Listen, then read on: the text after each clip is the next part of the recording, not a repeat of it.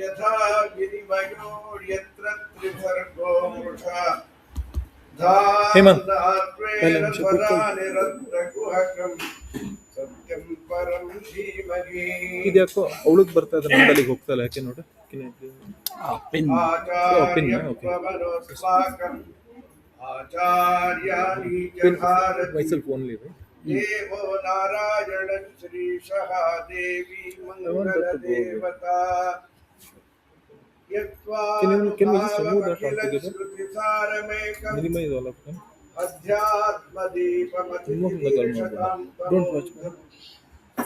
संसारिणां करुणयाः पुराणकृत्यं Is she the only one on the call? Right now, If she's the only one on the call, श्रीमद्गुरुराघवेन्द्रस्य Namami फलपङ्कजे कामिताशेषकल्याणकरणा कल्पपादपो आसेतो रातुषारात्रेः यो दिशोचितवन्मुहुः सत्यध्यानगुरुपादो यतीन्द्रैरपि पूजितः अनवद्यात्मचारित्रं वादिभर्जोतभास्करं विद्यामान्यगुरुं वन्दे विद्याविद्योतभास्वरम् सत्याभिज्ञकराब्जोत्थान् पञ्चाशत्वर्षपूजकान् सत्यप्रमोदतीर्थार्यान् नौमि न्यायसुधारतान् तपत्वाध्याय शुश्रूषा कृष्णपूजारतं मुनिं विश्वेशमिष्टदं वन्दे परिव्राट् चक्रवर्तिनम् सुधीनिधि पदाम्भोज षट्पराहितमानसः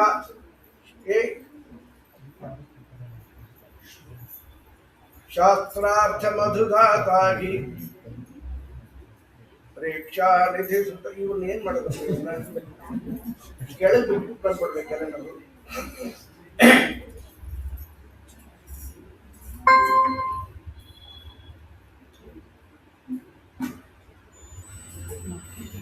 ಸಗತ್ವಾ ಹಾಸ್ತಿನಪುರಂ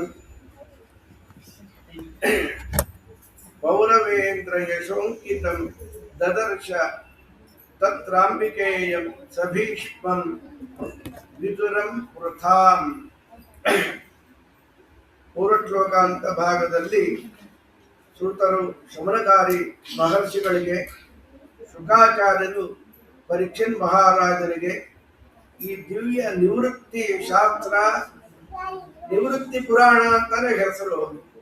ಲೌಕಿಕವಾದ ಆಮಿಷಗಳಿಗೋಸ್ಕರ ಭಾಗವತವನ್ನ ನಾವು ಅಧ್ಯಯನ ಮಾಡೋದು ಕೇಳೋದು ಅಲ್ಲ, ಮೋಕ್ಷಕ್ಕಾಗಿಯೇ ಇರುವಂಥ ಈ ಗ್ರಂಥವನ್ನ ಕರುಣಯಾಹ ಪುರಾಣ ಮುಖ್ಯ.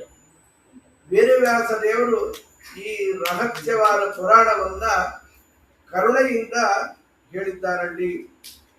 ಕರುಣೆಯಿಂದ ಒಂದು ಸಾಹಿತ್ಯ ರಚನೆ ಆಗೋದು ಅಂದ್ರೆ ಏನು ಹೇಳಬೇಕು? ದೇವರ ಎಲ್ಲಾ ಸಾಹಿತ್ಯಗಳು ಕೂಡ ಹಾಗೇನೆ. ವಿಶೇಷವಾಗಿ ಶ್ರೀಮದ್ ಭಾಗವತ ಮನುಷ್ಯಾಧಿಕಾರಿಕವಾದ ಈ ದಿವ್ಯವಾದ ಭಾಗವತವನ್ನ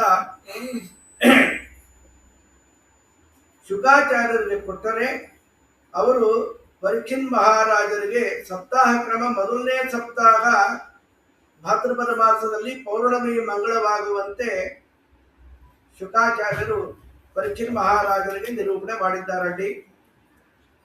ಈ ಭಾಗವತದಲ್ಲಿ ಮುಖ್ಯವಾಗಿ ದೇವರ ಭಕ್ತಿ ಸಹಜವಾಗಿ ಬಂದ್ಬಿಡುತ್ತೆ. ಶ್ರವಣ ಮಾತ್ರದಿಂದ ಭಕ್ತಿ ಅಷ್ಟು ಸುಲಭವಾಗಿ ಸಿಗುವಂತಹದ್ದಲ್ಲ.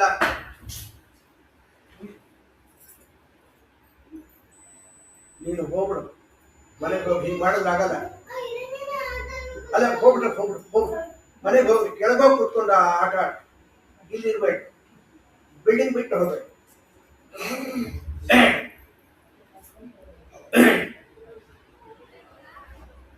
ವಿದುರ ಮೈತ್ರೇಯ ಸಂವಾದ ರೂಪದಿಂದ 3 ಹಾಗೂ 4ನೇ ಸ್ಕಂಧಗಳ ನಿರೂಪಣೆ ಮಾಡಿದ ಮೇಲೆ ಎಷ್ಟು ತತ್ವಗಳಿದೆ ಅಂದ್ರೆ ಅದು ಅರ್ಥವಾಗಿಲ್ಲ. ನಮ್ಮ ಗುರುಗಳೇ ಹೇಳೋರು, ಕೆಲವು ವಿಚಾರ ಅರ್ಥವೇ ಆಗಲ್ಲಪ್ಪ ಅಂತ. ಆಚಾರ್ಯ ಹೇಳ್ಬೇಕಾದ್ರೆ ನಿಜವಾಗಿ ಅರ್ಥವಾದವ್ರಿಗೆ ಇದು ಅರ್ಥವಾಗಿಲ್ಲ ಅಂತ ಅರ್ಥವಾಗತ್ತೆ. ಇದಾದ್ರೆ ಅರ್ಥವಾಗಿಲ್ಲ ಯಾವುದು ಅನ್ನೋದು ಕೂಡ ಅರ್ಥವಾಗಲ್ಲ. ಅಂತ ರಹಸ್ಯವಾದ ಶ್ರೀಮದ್ ಭಾಗವತವನ್ನ ಪಂಚಮ ಸ್ಕಂದದಲ್ಲಿ ಪ್ರಿಯವೃತ ರಾಜನ ವಂಶ ವಿಸ್ತಾರವನ್ನ ಪ್ರಿಯವ್ರತ ಭಾಗವತಃ ಆತ್ಮಾರಾಮ ಕಥಂ ಮನೆ ಗೃಹೇ ಅರಮತ ಯನ್ಮೂಲಃ ಕರ್ಮಬಂಧ ಪರಾಭವ. ಗೃಹಾರಮಣ ಅಂದ್ರೆ ಮನೆ ಅಂದ್ರೆ ಈ ಪರಿವಾರ ಅಂತ. ಇದರಲ್ಲಿ ಇಷ್ಟು ಲೇಟ್ ಆಗ್ಲಿಕ್ಕೆ ಕಾರಣ ಇವತ್ತು ಇವೆರಡು ಗಂಟು ಬಿದ್ದು ಬಿಟ್ಟು ಬಿಸಾಕ್ ಬರ್ಲಿಕ್ಕೆ ಬರಲ್ಲ, ಕರ್ಕೊಂಡೇ ಬರ್ಬೇಕು, ಏನೂ ಮಾಡಕ್ ಬರೋದಿಲ್ಲ. ಅದನ್ನ ಅವ್ರ ಅಜ್ಜಿ ತಾತಂದ್ರು ಇದ್ದಾರೆ ಅಂದ್ರೆ ಆ ಮಗಳು ಅಳಿಯ ಬಿಟ್ಟು ಹೋಗ್ತಾರೆ. ಒಮ್ಮೆ ಅವುಗಳು ಆನಂದವಾಗಿ ಎಲ್ಲೋ ತಿರುಗಾಡ್ತಾ ಇರ್ತಾರೆ. ಎಷ್ಟು ಕಷ್ಟ ಇದು. ಗೃಹಾರವರೆಗೆ ನಮ್ಗಾಗುವ ಶಿಕ್ಷೆ ಅಂದ್ರೆ ಇದೆ. ನಮ್ಮ ಸಾಧನೆ ಎಲ್ಲೋ ಹೊರಟೋಗುತ್ತೆ. ಇದು ಅನಿವಾರ್ಯವಾಗಿ ರೌಂಡ್ ಮಾಡ್ಬೇಕು. ಸ್ವಾಮಿಗಳು ಆಗ್ಬೇಕು. ಸ್ವಾಮಿಗಳು ಆದ್ಮೇಲೂ ಅಷ್ಟು ಸುಲಭವಾಗಿ ಬಿಡಲ್ಲ. ಅದು ಎಲ್ಲೋ ಅಪರೂಪಕ್ಕೆ ನಮ್ಮ ವಿದೇಶ ತೀರ್ಥರು ಇಂಥವರೆಲ್ಲ ಅವರು ಯಶಸ್ವಿಗಳಾಗ್ತಾರೆ ಹೊರತು ಎಲ್ರಿಗೂ ಆಗುತ್ತಾ ಸುಲಭವ?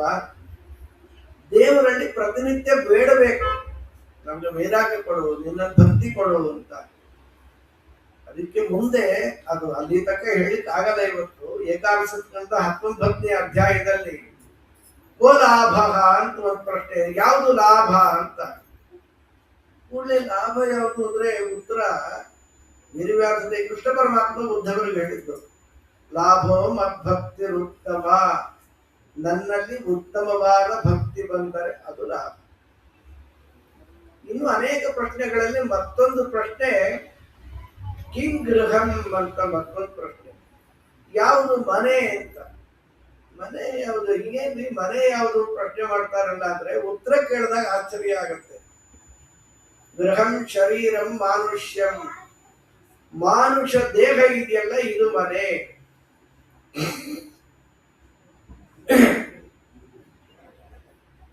ಈಗ ಜೀವನಿಗೆ ಮನೆ ಯಾವುದು ಅಂದರೆ ಅವನು ವಾಸ ಮಾಡುವ ದೇಹ. ಅದು ಪ್ರಾಣಿ ದೇಹ ಇರ್ಬೋದು, ಯಾವುದೇ ಇರ್ಬೋದು ಅಲ್ವಾ. ದೇಹಕ್ಕೆ ನಾವು ವಾಸ ಮಾಡುವ ಮನೆ ಮನೆ ಆದರೆ ಜೀವನಿಗೆ ಯಾವುದು ಮನೆ ಅಂದ್ರೆ ಅದು ನಾಯಿನೋ ಹಂದಿನೋ ಮನುಷ್ಯನೋ ಯಾವ ದೇಹದಲ್ಲಿ ವಾಸ ಮಾಡಿದ್ರೆ ಅದು ಮನೆ ಅಂದ್ರೆ ಭಾಗವತ ಯಾವುದು ಮನೆ ಅನ್ನೋ ಪ್ರಶ್ನೆಗೆ ಉತ್ತರ ಕೊಟ್ಟಿದ್ದು ಗೃಹಂ ಶರೀರಂ ಮಾನುಷ್ಯಂ, ಮಾನುಷ ದೇಹ ಇದೆಯಲ್ಲ ಇದು ಮನೆ. ಯಾಕೆ ಇದು ಮನೆ ಅಂತ ಹೇಳ್ತಾರೆ ಅಂದ್ರೆ ಅಲ್ಲಿದೆ ನಮ್ಮ ಮನೆ, ಇಲ್ಲಿ ಬಂದೆ ಸುಮ್ಮನೆ ಅಂತ. ಇಲ್ಲಿ ವಾಸ ಮಾಡಿದಾಗ ನಿಜವಾದ ಗಮ್ಯ ಯಾವುದು ಅಂತ ಅರ್ಥವಾಗತ್ತೆ ಅಲ್ವಾ. ಅಲ್ಲಿದೆ ನಮ್ಮ ಮನೆ. ವೈಕುಂಠಾದಿಗಳಲ್ಲಿ ಹೋಗಿ ತಲುಪ್ತೀವಲ್ಲ, ಆ ಮನೆಗೆ ಹೋಗ್ಬಿಟ್ರೆ ಒಂದು 2 ತಿಂಗಳು ಬದರಿ ಯಾತ್ರೆ ಎಲ್ಲ ಮಾಡ್ಕೊಂಡು ನಮ್ಮ ಮನೆಗೆ ಬಂದು ಸೇರ್ತೀವಲ್ಲ, ಬೇಡ ಬೆಂಗಳೂರು ಟ್ರಾಫಿಕ್ ಅಲ್ಲಿ 2 ಗಂಟೆ ಇದ್ದು ಇದೇ ಮನೆಗೆ ಬಂದ್ರೆ ಏನ್ ಆಯ್ತಾಗತ್ತೆ. ಬದುಕದೆ ಏನ್ 8 ದಿನ ಆಯ್ತಿರ್ತೀವಿ ಬದುಕಿರೋ ತನಕ. ನಾವು ಕೃಷ್ಣಾರ್ಪಣ ಆದ್ಮೇಲೆ ಗೋವಿಂದ ಅಲ್ವಾ, ಎಲ್ಲಿ ಹೋಗ್ತೀವೋ ಗೊತ್ತಿಲ್ಲ. ನರಕವೂ ಮನೆನೇ, ಪುಣ್ಯ ಇದ್ರೆ ಸ್ವರ್ಗವೂ ಮನೆ. ಸ್ವರ್ಗದಲ್ಲೇ ವೈರಾಗ್ಯ ತಾಳಬೇಕು ಅಂತಿದ್ದಾಗ ನಾವು ನಶ್ವರವಾದ ಈ ಕೊಳಕು ದೇಹದಲ್ಲಿ ಅಭಿಮಾನ ಮಾಡಿಕೊಂಡು ಕ್ರಿಮಿ ವಿಟ್ ಭಸ್ಮ ಸಂಗೀತ ನೆನ್ನೆ ಹೇಳ್ದಲ್ಲ, ಕ್ರಿಮಿ ವಿಟ್ ಈ ದೇಹ ಕೊಳಸೋದ್ರೆ ಕ್ರಿಮಿನೂ ತಿಂದು ಹಾಕ್ಬಿಡುತ್ತೆ.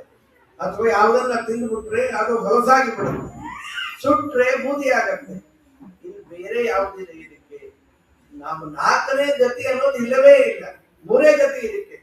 ಅದರಲ್ಲಿ ದೈವ ಸಂಗೀತ ಮಕ್ಕಂತೆ ದೇವತಾ ದೇಹ ಅಂತ ಕರೆದ್ರು ಕೂಡ ಅಷ್ಟೇ. ನಲಕೂಬ್ರ ಮಣಿದ್ರು ಇವರು ದೇವತಾ ಶರೀರವೇ ಇತ್ತು.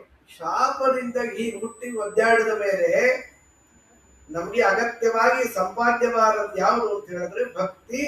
ಅದು ಈ ದೇಹದಲ್ಲಿ ಮಾತ್ರ ನಾವು ಪ್ರಯತ್ನ ಪಟ್ಟರೆ ಅದು ಲಾಭವಾಗತ್ತಾದ್ರಿಂದ ದೇವರ ಭಕ್ತಿಯನ್ನ ಸಂಪಾದನೆ ಮಾಡಬೇಕು. ಭಕ್ತ್ಯಾ ತ್ವನನ್ಯಯ ಶಕ್ಯ ಅಹಮೇವಂ ವಿಧೋರ್ಜುನ. ಭಕ್ತಿಯಿಂದ ಮಾತ್ರ ನಾನು ಸಿಗ್ತೀನಿ. ಭಕ್ತಿ ಹೊರತಾಗಿ ಬೇರೆ ಯಾವುದಕ್ಕೂ ಈ ವಿದ್ವತ್ ಪಾಂಡಿತ್ಯ ಪ್ರಚಂಡ ಬುದ್ಧಿವಂತಿಕೆ ವಾಗ್ಮಿತ ಇದೆಲ್ಲ ಅಪ್ರಯೋಜಕ. ಪರಮಾತ್ಮನನ್ನ ಸೇರಲಿಕ್ಕೆ ಒಂದೇ ಉಪಾಯ, ಅದು ಭಕ್ತಿ. ಆ ಭಕ್ತಿಯನ್ನ ಜಾಗೃತಗೊಳಿಸುವ ಇದು ಷಟ್ ಸ್ಕಂದದಲ್ಲಿ ಅನೇಕ ವಂಶ ವಿಸ್ತಾರಗಳನ್ನ ದಕ್ಷ ಪ್ರಜಾಪತಿಗಳು 11,000 ಮಂದಿ ಮಕ್ಕಳು ವಾರ್ತೆಯನ್ನ ನಾವು ಕೇಳಿ ಆಗಿದೆ. ಪ್ರಹ್ಲಾದರಾಜರು ದೇವರ ಅನುಗ್ರಹಕ್ಕೆ ಪೂರ್ಣ ಪಾತ್ರರಾದ್ದರಿಂದ ಏನೂ ಮಾಡ್ಲಿಕ್ಕೆ ಬರಲಿಲ್ಲ. ಹಿರಣ್ಯಕಶಿಪು ತಾನು ಸಾಯಬಾರದು ಅಂತ ವರ ಬೇಡಿದ್ದ, ಮಗ ಸಾಯಲಿ ಅಂತ ತೀವ್ರ ಪ್ರಯತ್ನ ಪಟ್ರೆ ಎಲ್ಲ ವ್ಯರ್ಥ ಆಗ್ಬಿಡ್ತು. ಅವನು ವರ ಸಾಯಬಾರದು ಅಂತ ವರ ಕೇಳಿದ್ದು ನಾನು, ಸಾಯದೇ ಇರೋದು ನನ್ನ ಮಗ. ಏನಿದೆ ವರ ನಂಗೆ, ಅದರ ಇಂಪ್ಯಾಕ್ಟ್ ಮಗನಲ್ಲಿ ಆಗ್ತಾ ಇದೆಯಲ್ಲ ಅಂತ ಭೀತನಾಗಿ ಬಿಟ್ಟ. ನೂನಮೇ ತದ್ ವಿರೋಧೇನ ಮೃತ್ಯುರ್ಮೇ ಭವಿತಾನವ, ಪ್ರಾಯಶಃ ಈ ಮಗನ ವಿರೋಧದಲ್ಲಿಯೇನೆ ಸತ್ತೋಗ್ತೀನ ಅಂತ ಅಂದುಕೊಂಡ. ಅದೇ ಆಯ್ತಲ್ಲ, ಅವನು ಅಂದ್ಕೊಂಡಿದ್ದೆಲ್ಲ ಆಯ್ತಲ್ಲ.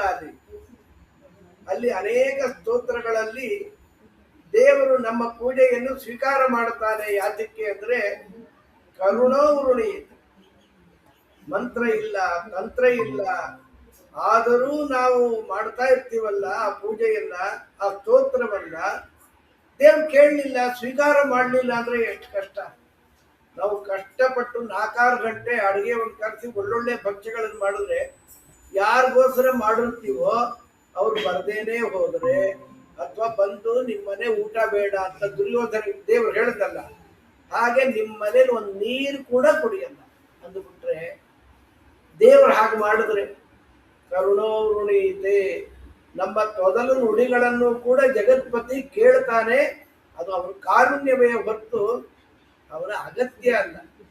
ಕಂಪ್ಯಾಷನ್ ಇಸ್ ಕನ್ಸರ್ನ್ ಅಂತಾರಲ್ಲ, ಕಾರುಣ್ಯದಿಂದ ಶ್ರೀಹರಿ ಸ್ವೀಕಾರ ಮಾಡ್ತಾನೆ ಅಂತ ಹೇಳಿ ಮುಂದೆ 8ವ ಸ್ಕಂದದಲ್ಲಿ ಒಟ್ಟು ವಾಮನನಾಗಿ ಬಂದು ತ್ರಿವಿಕ್ರಮನಾಗಿ ಬಿಟ್ಟ. ನಮ್ಮಲ್ಲಿ ಜ್ಞಾನ, ಭಕ್ತಿ, ಈ ವೈರಾಗ್ಯ, ಮೋಕ್ಷ ಸಾಧನಗಳು ಒಟ್ಟು ವಾಮನ ಪುಟ್ಟ ರೂಪದಿಂದ ಬರಲಿ. ಪ್ರಾರಂಭದಲ್ಲಿ ಕಡೆ ತನಕ ವಾಮನ ರೂಪದಲ್ಲೇ ಇದ್ರೆ ಹೇಗೆ, ಅದು ತ್ರಿವಿಕ್ರಮ ರೂಪವಂತ ಆಳ್ಬೇಕು. ದುಃಖಗಳು, ಪಾಪಗಳು ಇದು ಅನಂತ ಇರುತ್ತೆ. ಅದೆಲ್ಲ ನಾಶ ಆಗಲಿಕ್ಕೆ ಇದು ಬೆಳೀತಾ ಹೋಗ್ಬೇಕು. ಬೆಳೆಯೋದು ಹೇಗೆ? ಇವೆಲ್ಲವೂ ಕೂಡ ಬೆಳೆಯಲ್ಲ ಅಂತ ಯಾರು ಹೇಳಿದ್ರು? ಪ್ರಯತ್ನ ಪಟ್ಟರೆ ಆಗೋದಿಲ್ವಾ? ನಾವು ಒಂದೇ ರೀತಿ ಇಲ್ಲಲ್ಲ. 4-6 ವರ್ಷ ವರಾಹದೇವರ ಸನ್ನಿಧಾನದಲ್ಲಿ ಒಂದು 3-3 ಗಂಟೆ ಅವಮಾನ ಸೂಕ್ತ ಎಲ್ಲ ಪಾರಾಯಣ ಮಾಡಿದ್ದು ವ್ಯರ್ಥ ಆಗಲಿಲ್ಲಲ್ಲ. ಅದು ಯಾಕೆಂದ್ರೆ ಓಡೋಡಿ ಹೋಗ್ತಾ ಇರ್ತಾರೆ, ಸ್ವಾತಂತ್ರ್ಯ ಇದೆ, ಮಡಿಮಡಿಯಾಗಿ ಮನೆಯಲ್ಲೇ ಕೂತ್ಕೊಂಡು ಬಿಸ್ನೆಸ್, ಶುದ್ಧವಾದ ಅನ್ನ, ಶುದ್ಧ ಅನ್ನ ಪ್ರವೇಶ ಇಲ್ಲ. ಇದು ಕಾರುಣ್ಯ ಅಲ್ವಾ ದೇವರದ್ದು? ಮಹಾಜ್ಞಾನಿಗಳು ಮಾವನಾಗಿ ಸಿಕ್ಕಿದ್ದು ಈ ಪಾರಾಯಣದ ಫಲ ಅಂತ ಅನ್ಕೋಬಹುದಲ್ವಾ?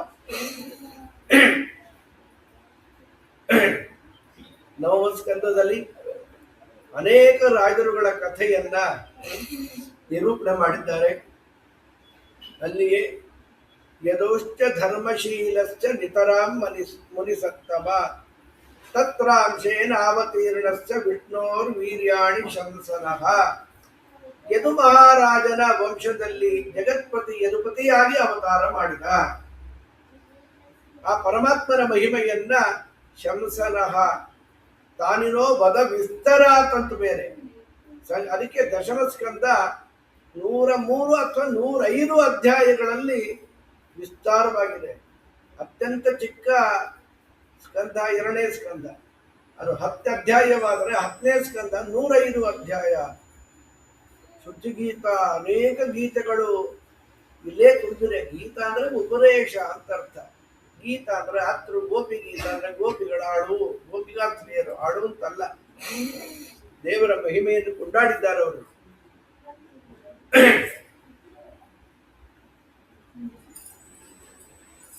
ದೇವರ ಅವತಾರ ಮಾಡಿ ಸೆರೆಮನೆಯಲ್ಲಿ ಅವತರಿಸಿ ಗೋಕುಲಕ್ಕೆ ಹೋಗಿ ವೃಂದಾವನಕ್ಕೆ ಬಂದು ಮತ್ತೆ ಮಥುರಾಪಟ್ಟಣಕ್ಕೆ ಬಂದು ಕಂಸಾರಿ ಪಾಪಿಗಳನ್ನ ಅಲ್ಲಿ ಇಚ್ಛಾ ಮಾತ್ರದಿಂದ ಸಂಹಾರ ಮಾಡಿ ಭಯದಿಂದಲೇ ಸತ್ತೋದ. ಅವನು ಎಂಥ ಪರಾಕ್ರಮಿ! ಜರಾಸಂಧ ತಾರತಮ್ಯದಲ್ಲಿ ಭಾರ್ಯ ಮಾವ ಒಂದೇ ಕಕ್ಷೆ. ಈ ಕಂಸನ ಹತ್ರ ಸೋತೋಗಿದ್ದಂತೆ ಜರಾಸಂಧ.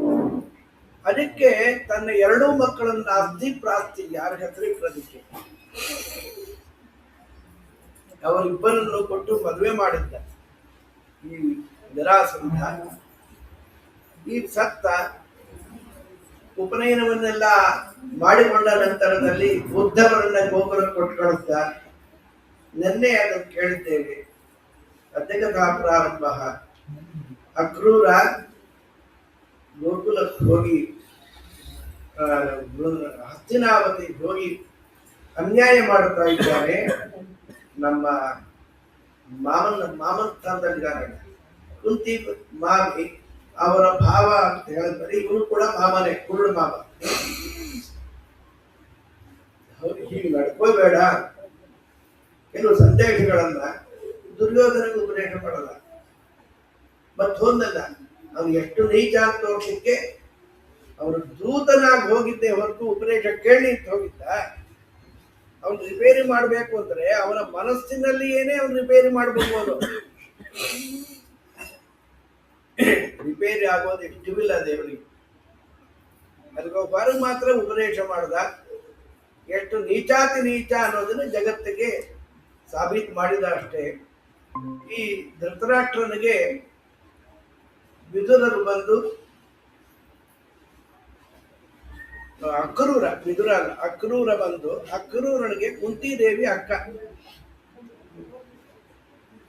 ಎಲ್ಲ ಹೇಗಿದ್ದಿ ಅಂತ ಅಕ್ಕನೆಲ್ಲ ಯೋಗಕ್ಷೇಮ ವಿಚಾರಿಸಿ ಧೃತರಾಷ್ಟ್ರನ ಬಳಿಗೆ ಬಂದು ಹೇಳ್ತಾರಲ್ಲಿ, ನೋಡು, ಪ್ರಾಯಿಕವಾಗಿ ಎಲ್ಲರೂ ಕೂಡ ಒಬ್ಬರೇ ಬರ್ತಾರೆ. ಏಕ ಪ್ರಸೂಯತೆ ಜಂತು ಏಕ ಏವ ಪ್ರಮೀಯತೆ, ಒಬ್ಬರೇ ಬರ್ತೀವಿ. ಅಪರೂಪಕ್ಕೆ ಅವಳಿ ಮಕ್ಕಳಿದ್ರೆ ಇಬ್ಬಿಬ್ರು ಬರ್ತಾರೆ ಅಲ್ವಾ. ಒಬ್ಬರೇ ಬಂದು ಒಬ್ಬರೇ ಹೋಗ್ತಾರೆ.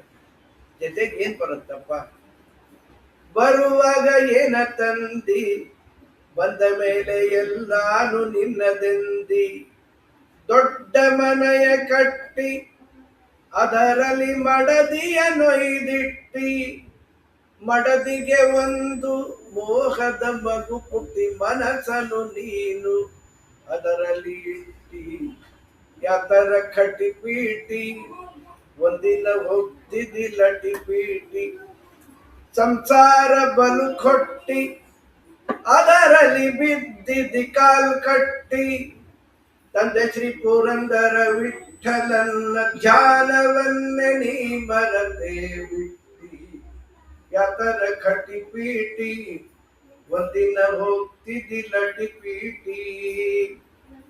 ನೋಡಿ, ವಿಚಾರ ಮಾಡು. ನೀನ್ ಇದಕ್ಕೆ ಅಧಿಕಾರಿನೇ ಅಲ್ಲ.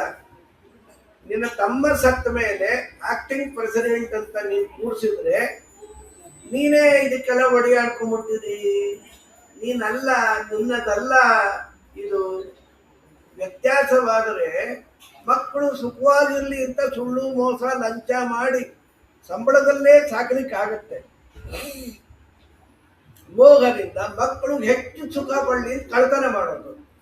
ಇವ್ರಿಗೂ ನರಕ, ಅವ್ರೇನು ಹೆಚ್ಚು ಸುಖ ಪಡ್ತಾರೆ ಇಲ್ಲವೇ? ಹಾಗೆ ಮಾಡಬಾರ್ದಲ್ವೋ ಅಂದ್ರೆ ತಥಾ ಅನಯ ನತೃಪ್ಯಾಮಿ ಮರ್ತ್ಯ ಪ್ರಾಪ್ಯ ಯಥಾಮೃತಂ.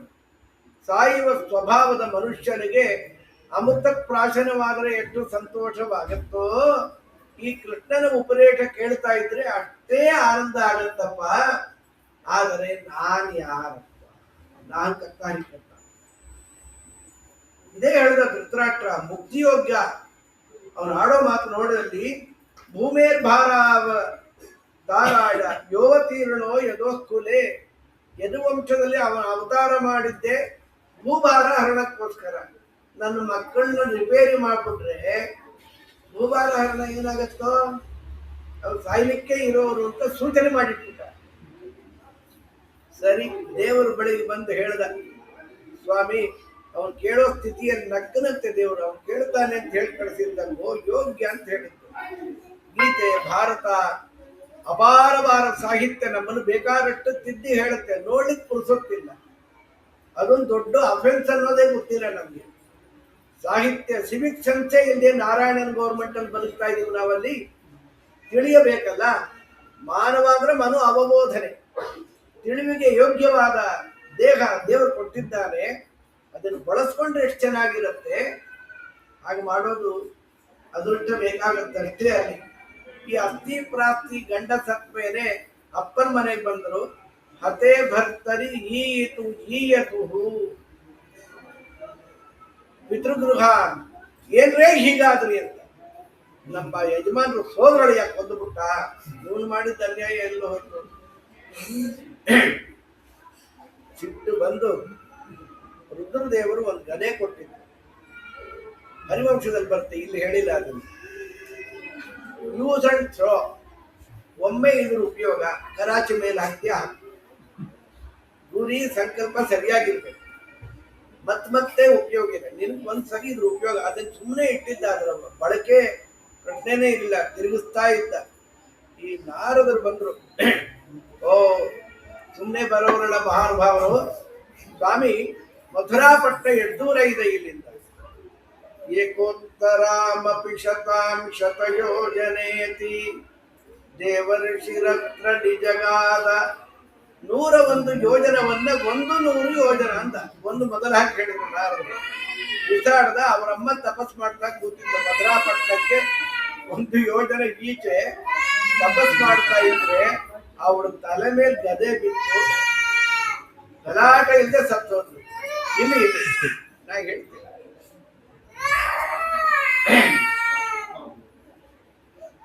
ಸತ್ತೇ ಹೋದವಳು. ಅವಳ ತಪಸ್ಸಿನ ಉದ್ದೇಶ ಏನ್ ಗೊತ್ತಾ? ಮಥುರಾಪಟ್ಟಣ ತಿನ್ಬೇಕು, ಅದಕ್ಕೆ ತಪಸ್ ಮಾಡ್ತಾ ಇದ್ರು. ಒಂದು ಬಾಂಡ್ಲೆ ಮೆಣಸಿನ್ಕಾಯಿ ತಿಂತಾರೆ, ಸಗಣಿ ತಿಂತಾರೆ, ಗಿನ್ನಿಸ್ ರೆಕಾರ್ಡ್ ಆಗಬೇಕು. ಟೈರು ಟ್ಯೂಬ್ ಎಲ್ಲ ತಿಂದಾಕ್ಬಿಡ್ತಾರೆ ಗೊತ್ತಾ? ಗಿನ್ನಿಸ್ ರೆಕಾರ್ಡ್ಗೋಸ್ಕರ ಚಟ್ನಿಲಿ ಬೆರೆಸ್ಕೊಂಡು ತಿನ್ಬಿಡೋದು ಟೈರು ಅದೆಲ್ಲ ಮಾಡ್ಕೊಂಡು. ಏನು ಹುಚ್ಚು ಕಲಿಯುಗದ ಜನಗಳು ಹುಚ್ಚುತನ ಅನ್ನೋದು ಆಶ್ಚರ್ಯ ಆಗತ್ತೆ. ಹೀಗೆ ಇರ್ತಾರಲ್ಲಪ್ಪ ಅಂತ. ಹಾಗೆ ಇವಳಿಗೆ ಊರು ನುಂಗ್ಕೊಡ್ಬೇಕು ಅಂತ ರುದ್ರದೇವ ಭಕ್ತರಲ್ಲೇ ಇಂಥವ್ರು. ತಲೆ ಮೇಲೆ ಕೈ ಸಾಯ್ಬೇಕು, ಸುಟ್ಟೋಗ್ಬಿಡ್ಬೇಕು. ಅವ್ರಿಗೆ ಸಿಗೋ ನೋಡಿ ಒಬ್ಬೊಬ್ರು. ನಮ್ಮ ಸ್ವಾಮಿ ಭಕ್ತರು ಹೇಗಿರ್ತಾರೆ ಅಂದ್ರೆ ಏನು ಬೇಡ, ನಿನ್ನ ಅನುಗ್ರಹ ಬೇಕು ಅಂತ. ನಿಜವಾದ ಹರಿಭಕ್ತರಿಗೆ ಬಾ ಇಲ್ಲಿ ಬಾ ಇಲ್ಲಾಡು ಬಾಮ್ಮ.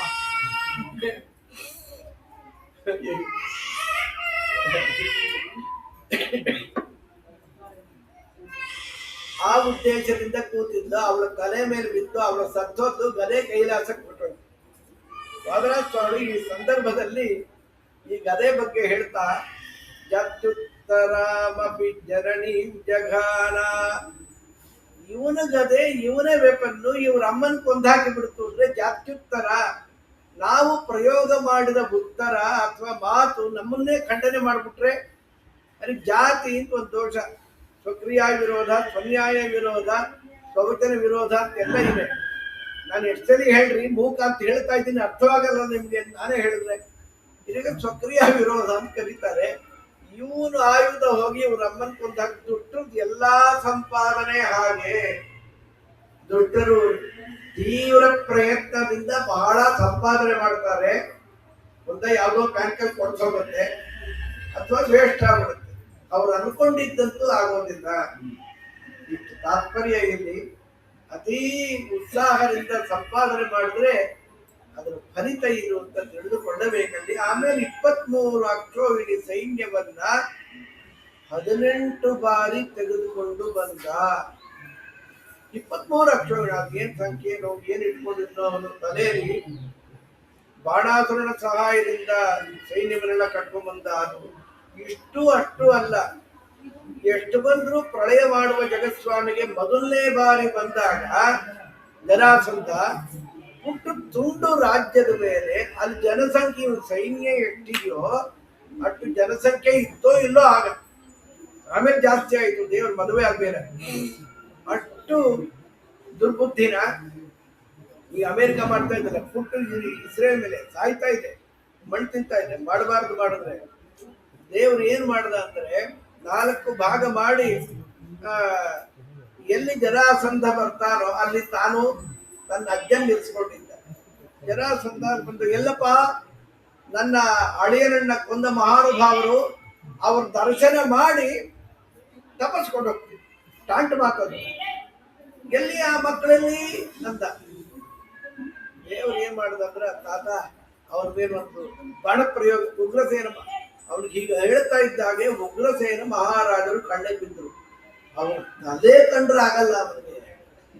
ನಿರ್ಲಜ್ಜ ಪುತ್ರವಧ ಕಾರಣ, ನಾಚಿಕೆ ಆಗಲ್ಲ. ಮಗನನ್ನ ಕೊಂದಾಕಿ ಸಿಂಹಾಸನದಲ್ಲಿ ಕೂತಿದ್ದೀಯಲ್ಲೋ, ಸಿಂಹಮುಪೈತಿ ನಶೃಗಾರಂ.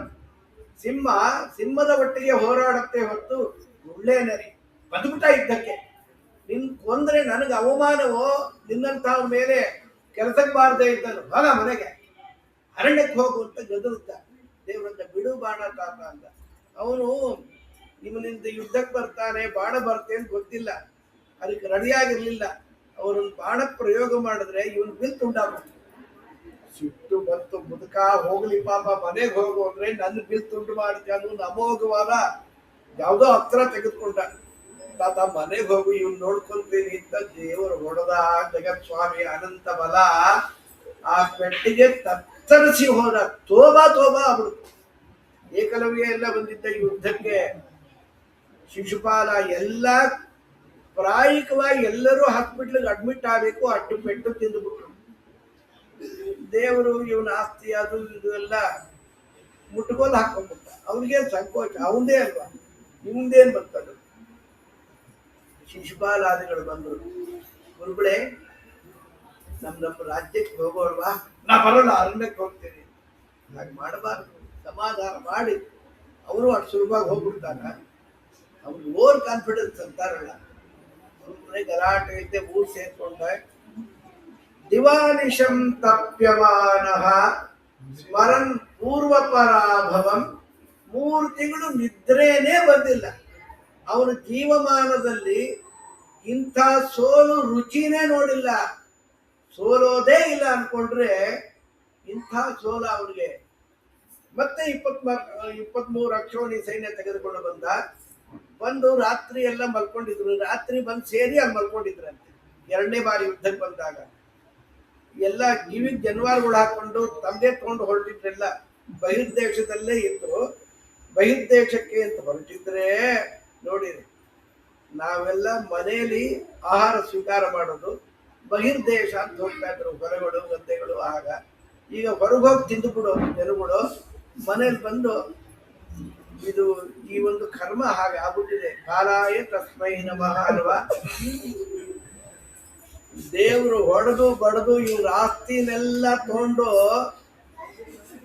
ಜರಾಸಂಧ ತಾನು ಗೆದ್ದೇ ಅನ್ಕೊಂಡ್ಬಿಟ್ಟ ಹುಚ್ಚ.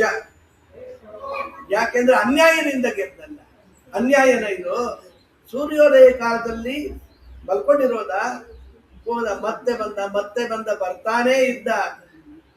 ಜಗತ್ಪತಿ ಎಷ್ಟು ಬಾರಿ ಬಂದ್ರು ಕರವೀರಪುರ ತನಕ ಓಡೋಟದ ಒಂದ್ಸರಿ. ಅಲ್ಲೆಲ್ಲ ಯುದ್ಧ ಮಾಡಿ ಶೃಗಾರ ವಾಸುದೇವನ್ ಕೊಂದಾಕಿ, ಚಕ್ರದೇವ ಅಂತ ಅವನ ಮಗನದಲ್ಲಿ ಪಟ್ಟಕಟ್ಟು, ಪರಶುರಾಮ ದೇವರ ದರ್ಶನ ಎಲ್ಲ ಮಾಡಿ ಆನಂದವಾಗಿ ಮಥುರಾಪಟ್ಟಣಕ್ಕೆ ಬಂದು ಸೇರ್ಬಿಡ್ತಾ ಇದ್ದ. 18th ಟೈಮ್ ಏನ್ ಮಾಡ್ಬೇಕು ಅಂತ ವಿಚಾರ ಮೀಟಿಂಗ್ ಮಾಡ್ದ. ಅವನು ಪಕ್ಷಿ ಮೇಲೆ ಬರ್ತ, ಚಿಕ್ಕ ಗಾಯ ಆಗೋದಿಲ್ಲ, ಎಲ್ರೂ ಹೊಡೆದು ಕೊಂದಾಕೊಂಡು ಹೋಗ್ತಾನೆ. ಅವನು ನಾರಾಯಣನೇನ ಅಂದ. ಇವೆರಡಿದೆಯಲ್ಲ ಶಿಶುಪಾಲ ದಂತವಕ್ರ, ಸಾಕು ಮಕ್ಕಳಿದ್ದಾಗ ಅವನಿಗೆ. ಹೌದು ಗುರುಗಳೇ, ಅವನು ನೀವು ಅನ್ಕೊಂಡಾಗೆ ಕೆಲವೊಮ್ಮೆ ಅವನು ನೋಡಿದ್ರೆ ನಮಗೂ ಭಕ್ತಿ ಬಂದ್ಬಿಡತ್ತೆ. ಆದ್ರಿಂದ ಅವನ ಜೊತೆ ಯುದ್ಧ ಬೇಡ, ಇನ್ನಾದ್ರೂ ಸಂಧಾನ ಮಾಡಿಕೊಂಡು ಒಳ್ಳೆ ಬೆಳೆದಿಯ ಕೂಟು ಆಂಬೊಡೆ ಹೋಳಿಗೆ ತಿನ್ಕೊಂಡಿರೋಣಂತೆ. ಇನ್ನ ಪೆಟ್ಟು ತಿನ್ನೋ ಸಾಕಾಗಿದೆ, ಸುಡು ಆಗಿ ನೋಡ್ದ ಅಂತ ಆಗ್ತದೆ. ಹರಿವಂಶ ಎಲ್ಲ ಸೇರಿಸಿ ಈ ಮಾತು ಬರುತ್ತಲ್ಲಿ ಶಾಲ್ವ ಎದ್ದ. ಎಲ್ಲಿ ಏನ್ ಮಾತಾಡ್ಬೇಕು ಅಂತ ಗೊತ್ತಿಲ್ಲಲ್ಲೋ ನಿಮಗೆ. ಇಬ್ಬರು ಮಂಕುಗಳು ಜರಾಸಂಧಾಚಾರ್ಯರು ಏನ್ ಅನ್ಕೊಂಡಿರ್ತಿ. ನಮ್ಮ ಸಿದ್ಧಾಂತ ಏನು? ಹರಿಹಿ ಹರೋ ದೈವ ಗುರುರ್ಭವಾನ್. ಶ್ರೀ ಹರಿಯೇ, ಅವನು ಶ್ರೀ ಅಂದಿರ್ಲಿಕ್ಕಿಲ್ಲ, ಹರಿಯೇ ಅವನು ಜೀವದ್ವಯಾವೇಶ. ಶಾಲ್ವರಡ್ಡಿ ಹರಿ ಇದ್ದಾರಲ್ಲ, ನಮ್ಮ ದೈತ್ಯ ಕುಲಕ್ಕೆಲ್ಲ ಶತ್ರು ಅವನು. ಹರಿ ಹರನೇ ಹಿರಿದೈವ, ಸರ್ವೋತ್ತಮ ದೈವ. ಇದನ್ನು ಹೇಳಿಕೊಟ್ಟ ಗುರುಗಳು ಯಾರು? ಜರಾಸಂಧಾಚಾರ್ಯ, ಜಗದ್ಗುರು ಅಮರವರು. ಅವರಿಗೆ ಪ್ರಿಯವಾದರೆ ಅಪ್ರಾಮಾಣಿಕವಾದ ಸಿದ್ಧಾಂತವನ್ನು ನಾವು ಸ್ವೀಕಾರ ಮಾಡಬೇಕು. ಅವೇದ್ಯತ್ವ ಸ್ವಪ್ರಕಾಶತ್ವ ಅಂತಾರಲ್ಲ. ಏನ್ ಮಾಡೋದು ಇವ್ರನ್ನ? ಇದಕ್ಕೆ ಯಾವುದೇ ವಿರೋಧವಿದ್ದರೂ ನಾವು ಸಹನೆ ಮಾಡೋದಿಲ್ಲ. ಮಾಡಿ ನಮಸ್ಕಾರ. ಇನ್ನೊಮ್ಮೆ ಹೀಗೆ ಮಾಡದಂತ ವಿಭೂತಿ ಇಟ್ಟು ನಮಸ್ಕಾರ ಮಾಡಿ. ನಾವು ಜನವಾರ ಇದು ಇಡ್ತೀವಲ್ಲ, ಜನವಾರ ವಿಭೂತಿ ಅವನ್ನೆಲ್ಲ ಅಡ್ಡ ಎಳ್ಕೊಂಡು ನಮಸ್ಕಾರ ಮಾಡಿಸಿ ಮತ್ತೇನ್ ಮಾಡಬೇಕು? ಈ ಕೃಷ್ಣನನ್ನು ಮಟ್ಟ ಹಾಕಬೇಕು ಅಂದ್ರೆ ಕಾಲಯವನನ್ನ ಕರ್ಕೊಂಡು ಹೋಗ್ಬೇಕು. ಅಲ್ಲಿ ಫೈಲ್ ಆದ್ರೆ ಆಮೇಲೆ ಮದುವೆಯಲ್ಲಿ ವಿಚಾರ ಮಾಡ್ತೀನಿ, ಮುಂದೆ ಹೇಳ್ತೀನಿ. ಅದನ್ನ ಕಾಲಯವನ ಅಪಾರ ಸೈನ್ಯ ಇದೆ. ಶಿವನ ಅನುಗ್ರಹದಿಂದ ಅವನು ಹುಟ್ಟಿದ್ದೇ ಕೃಷ್ಣನನ್ನು ಕೊಲ್ಲಲಿಕ್ಕೋಸ್ಕರ. ಆ ಕಾಲಯವನ ಜರಾಸಂಧ ಅಂತ ನನ್ನ ಕೈಲಾಗಲ್ಲ ಅಂತ ಆಗ್ಬಿಡುತ್ತಲ್ಲಪ್ಪ. ಕಾಲಯವನನ್ನು ಕರ್ಕೊಂಡು ಹೋಗಿ, ಒಂದು ಹುಡುಗನ್ ಕರ್ಕೊಂಡು ಹೋಗಿ ಇವನು ಕೃಷ್ಣನ ಕೊಲ್ಬೇಕಾ? ಏನ್ ಗುರುಗಳೇ, ಮಹಾಜ್ಞಾನಿಗಳು, ನೀವು ಹೀಗೆ ಮಾತಾಡೋದ ತಪ್ಪು. ನಿಮ್ಮ ಬಾಯಿಂದ ಈ ಮಾತು ಬರಬಾರದು. ಒಂದು ಕೊಡಲಿಯಿಂದ ಮರವನ್ನ ಕಡಿದ್ರೆ ಏನ್ ಮಹಾ ಕೊಡ್ಲಿಯಿಂದ ಏನ್ ಕೈಯಿಂದ ಕೈ ತುಂಬಿಡ್ಕೋಬೇಕಾ? ಅದು ಒಂದು ಇನ್ಸ್ಟ್ರೂಮೆಂಟ್, ಅದೊಂದು ಸಾಧನ. ಇವನೊಂದು ಹುಚ್ಚು ಸಾಧನ ನಮ್ಗೆ ದೇವರನ್ನು ಕೊಲ್ಲಿಕ್ಕೆ. ಸರಿ ಇದೆ ಎಂದಾಗ ಈ ಕಾಲಯವನ ನಾನೇ ಹೋಗ್ತೀನಿ ಅಂತ ಅಲ್ಲ. ಕಾಲಯವನ ಬಳಿಗೆ ಶಾಲ್ವ ತಾನೇ ಹೋದ. ಏನೋ ದೊಡ್ಡೊಂದು ಸೇವಾ ಭಾಗ್ಯ ಬಂದಿದೆಯೋ, ಜಗದ್ಗುರುಗಳು ನಿಂಗೆ ಆದೇಶ ಮಾಡಿದ್ದಾರೆ, ಒಪ್ಗೆನಾ? ಏನ್ ಸ್ವಾಮಿ, ಏನ್ ಮಾಡಬೇಕು? ಅವನು ಆಚಾರ ಮಗ, ತುರ್ಕ ಮಗ. ಈಗ ಎಷ್ಟು ಜನ ಆಚಾರ ಮಕ್ಕಳು ತುರ್ಕಾಗುವ ಸುಲಭ ಈಗಿನ ಕಾಲದಲ್ಲಿ. ನೀನ್ ಹೇಗಿದ್ರು ಶಿವನ ವರದಿಂದ ಹುಟ್ಟಿದವನು, ಕೊಂದಾಕ್ಬಿಡವನನ್ನ ಹೋಗಿ ಕೃಷ್ಣನನ್ನ. ನಿನ್ ಸೈನ್ಯ ಕಟ್ಕೊಂಡು ಹೋಗು. ಆ ಸೈನ್ಯ ಎಷ್ಟು ಅಂದ್ರೆ ಮಥುರಾಪಟ್ಟಣದಲ್ಲೇ ಇದ್ದ ಇನ್ನು ದೇವರಾಗ ಅದು ಆನೆ, ಕುದುರೆ, ಒಂಟೆ ಮಲಮೂತ್ರ ವಿಸರ್ಜನೆ ಮಾಡಿದ್ರೆ ನದಿಯಾಗಿ ಹರಿದು ಬಿಡ್ತಂತೆ. ಸಂಧ್ಯಾವನೆ ಮಾಡದೇ ಇದ್ದವರೆಲ್ಲ ಮೈಸೂರಿಗೆ ಹೋಗ್ಬೇಕಾದ್ರೆ ಬಸ್ನಲ್ಲಿ ಹೋದ್ರೆ ಪ್ರಾಣಾಯಾಮ ಮಾಡ್ಕೊಂಡೇ ಹೋಗ್ಬೇಕು. ಅದು ಋಷಭಾವತಿನ ಹಾಗೆ ಮಾಡಿ ಕುಡಿಯಾರಲ್ಲ. ವಾಯುದೇವರು ದೇವರ ಆಜ್ಞೆಯಿಂದ ಒಣಗಿಸಿದ್ರು ಅದನ್ನ. ಇದರ ಗತಿ ಏನು? ಹರಿವಂಶದಲ್ಲಿ ಹೇಳ್ತಾರೆ, ಇಂಥ ನದಿಗಳು ಎಲ್ಲಾ ಪಟ್ಟಣಗಳಲ್ಲಿ ಕಾಣಸಿಗತ್ತೆ. ವೈತರಣಿಗಳು ಸುಳ್ಳಲ್ಲ. ವೈತರಣಿ ನೋಡ್ರಿ, ಬೆಂಗಳೂರು ನೋಡಿ, ಇನ್ನು ಬಾಂದ್ರಾ ಅಂತಿದೆ ಮುಂಬೈಯಲ್ಲಿ. ಆಹಾ, ನಮ್ಮ ಮೂಗೇ ಸತ್ತು ಹೋಗಿತ್ತು. ನಾನು ಸಾಂತಾಕ್ರೋದಿಂದ ಇದಕ್ಕೆ ಹೋಗ್ತಾ ಇದ್ದೆ, ದಾದರ್ಗೆ ಹೋಗಿ ಪಾಠ ಹೇಳ್ಬಿಟ್ಟು ಬರ್ತಾ ಇದ್ದೆ. ಗುರುಗಳು ಕೊಟ್ಟು ಕಳಿಸಿದ್ರು. ಅಲ್ಲಿ ಹೋದ್ರೆ ಒಂದು 2-3 ದಿನಕ್ಕೆ ಅಡ್ಜಸ್ಟ್ ಆಗ್ಬಿಟ್ಟು ಅದ್ರವರೆಗೂ ನರಕ. ಅದು ಇದು ಸಿಟಿಗಳ ಕರ್ಮ. ಇದು ಅಂತ ಯಾವ ಇದು ಇಲ್ಲ, ಶೌಚವೇ ಇಲ್ಲ. ಬೇಕು ಅಲ್ಲಿ ಕೂತ್ಕೊಂಡು ಏನ್ ಸಂಧ್ಯಾವನೆ ಮಾಡೋದು, ಏನ್ ದೇವ್ರ ಪೂಜೆ ಮಾಡೋದು? ಅಲ್ಲೂ ಇರುತ್ತಲ್ಲ ಪಾಪ, ಜನಗಳು ವಾಸ ಮಾಡ್ತಾರಲ್ಲ. ದೇವರು ರಾತ್ರೋರಾತ್ರಿ ಇಷ್ಟು ಅಪಾರ ಸೈನ್ಯ ತರ್ತಾನೆ ಅಂತ ಹೇಳಿ ರಾಜಧಾನಿಯನ್ನ ವಿಶ್ವಕರ್ಮಂಗೆ ಹೇಳಿ 12 ಯೋಜನ ಉದ್ದಗಲದ ಪಟ್ಟಣವನ್ನು ನಿರ್ಮಾಣ ಮಾಡೋದು. ಇರ್ಲಿಲ್ವಾ? ಅದು ಇತ್ತು. ಕುಶಸ್ಥಲಿ ಅಂತ ಕರೀತಾ ಇದ್ರು. ಹಾಗಾಗಿ ಇದು ಒಂದು ಊರಿಗೆ ನೀರಲ್ಲಿ ಮುಳುಗೋ ಸ್ವಭಾವ ಇತ್ತು. ಸರಿಯಾಗಿರ್ಲಿಲ್ಲ. ನೀರದಿಂದ ಮಾರ್ಕಿಂಗು ಅದು ಇದು ಮಾಡು ಅಂದ್ರೆ ವಿಶ್ವಕರ್ಮ ಕೆಲವೇ ಗಂಟೆಗಳಲ್ಲಿ ದೇವರ ಅನುಗ್ರಹದಿಂದ ಅತ್ಯದ್ಭುತವಾದ ನಗರವನ್ನು ನಿರ್ಮಾಣ ಮಾಡಿದ್ರೆ ಕುಶಸ್ಥಲಿ ಇದ್ದಿದ್ದು ದ್ವಾರಾವತಿ ಅಂತಾಯ್ತು. ಬಾಗಿಲು ಹಾಕಿದ್ದು ಬಿಟ್ಟಿದ್ದು ತೋರ್ತಾ ಇರಲಿಲ್ಲ. ಟ್ರಾನ್ಸ್ಪರೆಂಟ್, ಭಯವೇ ಇಲ್ಲ. ಇಟ್ಟಿದ್ದಪ್ಪ ಸ್ಫಟಿಕದ ಬಾಗಿಲು, ಸ್ಫಟಿಕದ ಮಣಿಯರು ಎಲ್ಲ ಕಾಣಿಸೋದು. ಹೊರಗು ಶತ್ರುಗಳು ಯಾರು, ಮಿತ್ರ ಎಲ್ಲ ಗೊತ್ತಾಗ್ತಾ ಇತ್ತು. ತಾನಾಗೆ ಹಾಕೊಂಬರು, ತಾನಾಗೆ ತರ್ಕೊಂಬರು ಅಂತ ದ್ವಾರಗಳಿಂದ ಕೂಡಿದ ಅತ್ಯದ್ಭುತವಾದ ದ್ವಾರಕಾಪಟ್ಟಣವನ್ನು ನಿರ್ಮಾಣ ಮಾಡಿದ್ರೆ ಇಲ್ಲಿ ಮಲಗಿದವರೆಲ್ಲ ಅಲ್ಲಿ ಎದ್ದುಬಿಟ್ರು. ಹಂಸತ್ವನಿಕಾ ತಲ್ಪದಲ್ಲಿ ಎದ್ದಿದ್ದಾರೆ ಮಥುರಾಪಟ್ಟಣದ ಪ್ರಜೆಗಳೆಲ್ಲರೂ ಕೂಡ. ಕಾಲಯವನ ಬಂದ, ಯಾರು ಕಾಣಿಸ್ತಾ ಇಲ್ಲ, ಊರಲ್ಲಿ ಯಾರು ಇಲ್ಲ. ಅಷ್ಟು ದೊಡ್ಡ ಸೈನ್ಯ ತಗೊಂಬಂದ್ರೆ ಈ ಹುಚ್ಚುಗಳು ಹೇಗೆ ಆಟ ಆಡ್ತಾರೆ ನೋಡಿ. ಎಷ್ಟು ಸೈನ್ಯ, ಲೆಕ್ಕವಿಲ್ಲದಷ್ಟು ಸೈನ್ಯ ಬಂದ್ರೆ ಕೊಲ್ಲಣ ಅಂದ್ರೆ ಕೃಷ್ಣ ಬಲರಾಮರು ಇಬ್ಬರೇ ಬಂಕಾಗಿ ಬಿಟ್ಟ. ದೇವ್ರು ಓಡ್ದ ಬೇರೆ. ಹೇಳಿ ಓಡಬೇಡ, ನಿಂತ್ಕೊಳ್ಳೋ ಅಂತ. ದುಷ್ಟರ ಮುಖ ನೋಡಬಾರ್ದು, ದುಷ್ಟರಿಗೆ ಮುಖ ತೋರಿಸಬಾರ್ದು, ದುಷ್ಟರ ಮಾತು ಕೇಳಬಾರ್ದು ಅಂತ ಓಡಿದ್ನ ದೇವರು ಅಂತಾರೆ ರಾಜರಳ್ಳಿ. ಹೀಗೆ ಓಡಿ ಹೋಗಿ ಹೋಗಿ ಹೋಗಿ ಗೋಮಂತಕ ಪರ್ವತದ ಒಂದು ಗುಹೆಯನ್ನು ಹೊಕ್ಕಿಬಿಟ್ಟ. ದೇವರು ಒಳಗೆ ಹೋದ ಮೇಲೆ ಕಾರಯವನ ಹಿಂದೆ ಹಟ್ಟಿಸ್ಕೊಂಡು ಬಂದ. ಬರ್ತಾ ಬರ್ತಾ ಈ ಗುಹೆ ಒಳಗೆ ಹೋಗಿದೆಯಲ್ಲ ಕಳ್ಳ ಅಂತ ತಾನು ಒಳಗೆ ಬಂದವನೇ ಈ ರಾಜ ಮಲಗಿದ್ನಲ್ಲ ಅವನ್ನೇ ಎಡವಿದ. ಕಣ್ಣಿಂದ ಒಂದು ಬೆಂಕಿ ಬಂದು ಸುಟ್ಟು ಬೂದಿ, ಕಾರಯವನ ಸುಟ್ಟು ಬೂದಿ ಆಗುತ್ತೆ. ದೇವರು ಇವನು ಅನುಗ್ರಹ ಮಾಡ್ಲಿಕ್ಕೋಸ್ಕರ ಬಂದಿದ್ದಾರಲ್ಲಿ. ಪರಮಾತ್ಮ ಕೇಳ್ದ, ಯಾರೋ ನೀನು ಅಂತಾನೆ. ಸ್ವಾಮಿ ನೀನ್ ಯಾರು? ಗೋ ಭವಾನಿಹ ಸಂಪ್ರಾಪ್ತ ವಿಪಿನೆ ಗಿರಿಗಧ್ವರೆ ಸ್ಪರ್ಶಾಂ ಪದ್ಮಪಲಾಶಾಭ್ಯಾಂ ವಿಚರಸಿ ಗುರುಕಂಟಕೆ. ನೀನ್ ಯಾರು ಸ್ವಾಮಿ?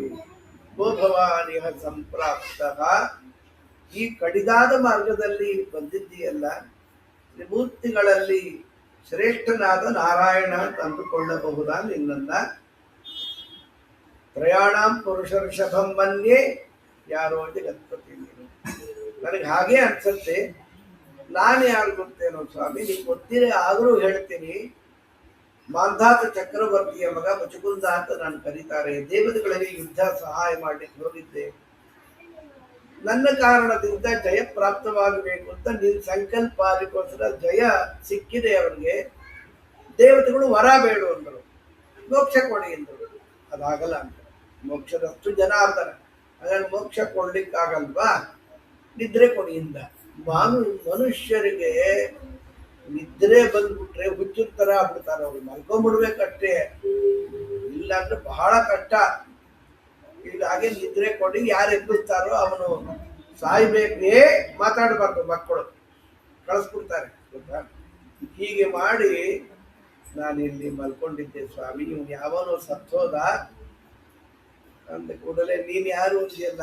ನಾನು ಹೇಳ, ನಂದು ಎಷ್ಟು ಅಂತ ಹೇಳ್ಬೇಕಪ್ಪ, ಅನುಸಂಖ್ಯಾತುಂ ಮಯಾಪಿಹಿ, ನನ್ನ ರೂಪಗಳು ಗುಣಗಳು ಎಲ್ಲ ಹೇಳ್ತೀನಿ ಅಂದ್ರೆ ನನ್ನ ಕೈಯಲ್ಲೂ ಆಗಲ್ಲ, ಅಷ್ಟಿದೆ. ಅನಂತತ್ವಾನ್ ಮಯಾಪಿಹಿ, ನೋಡಿದ್ರ ದೇವ್ರ ಕೈಲಿ ಆಗಲ್ಲ ಅಂತ. ಹುಚ್ಚಿಟ್ ಕೆಲವು ಮಾತುಗಳಿರುತ್ತಲ್ಲ. ದೇವರು ಸರ್ವಸಮರ್ಥನ, ಅವನ ಕೈಯಲ್ಲಿ ಎತ್ತಲಿಕ್ಕೆ ಆಗದೆ ಇರೋ ಒಂದು ಕರ ಸೃಷ್ಟಿ ಮಾಡಿ ದೊಡ್ಡ ಬುದ್ಧಿವಂತ ಕೈ ಹೊಡೆದು.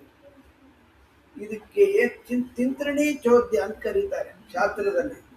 ತಾತ ಹುಣಸೆಕಾಯಿ ಹೀಗೆ ಯಾಕೆ ಬಗ್ಗಿದೆ ಅಂತ. ನೋಡ್ಕಂದ, ಅದು ಹೀಗೆ ಬಗ್ಗಿದ್ರೆ ಹೀಗೆ ಯಾಕೆ ಬಗ್ಗಿಲ್ಲ ಅಂತ ಹೇಳ್ತಾ ಇದ್ವಿ. ಅದಕ್ಕೆ ಮೊದಲೇ ಹೀಗೆ ಬಗ್ಬಿಟ್ಟಿದೆ, ಕ್ಲಾಸ್ ಹೊಡಿತು ಆ ಹುಚ್ಚು ಬಗ್ಗು. ಅದು ಪ್ರಶ್ನೆನೂ ತಪ್ಪು, ಉತ್ತರವೂ ತಪ್ಪು. ಉತ್ತರವೂ ಬೇಕಾಗಿಲ್ಲ, ಉತ್ತರವೂ ತಪ್ಪೇ ಅಲ್ವಾ. ಅದಕ್ಕೆ ವ್ಯಾಘಾತಾವಧಿರಾಶಂಕ, ಸಂದೇಹ ಎಲ್ಲಿವರೆಗೂ ಇರಬೇಕು ಅಂದ್ರೆ ಆ ಪ್ರಶ್ನೆ ತನಗ್ತಾನೇ ವಿರುದ್ಧವಾದ ಮಾತುಗಳು ಬಾಯಿಂದ ಬರಬಾರದು. ಇದು ಇವತ್ತೆಲ್ಲ ರಾಜಕಾರಣಿಗಳಿಗಿಂತ ಮಾತಾಡ್ತಾ ಇರ್ತಾರೆ ಬುದ್ಧಿವಂತರು.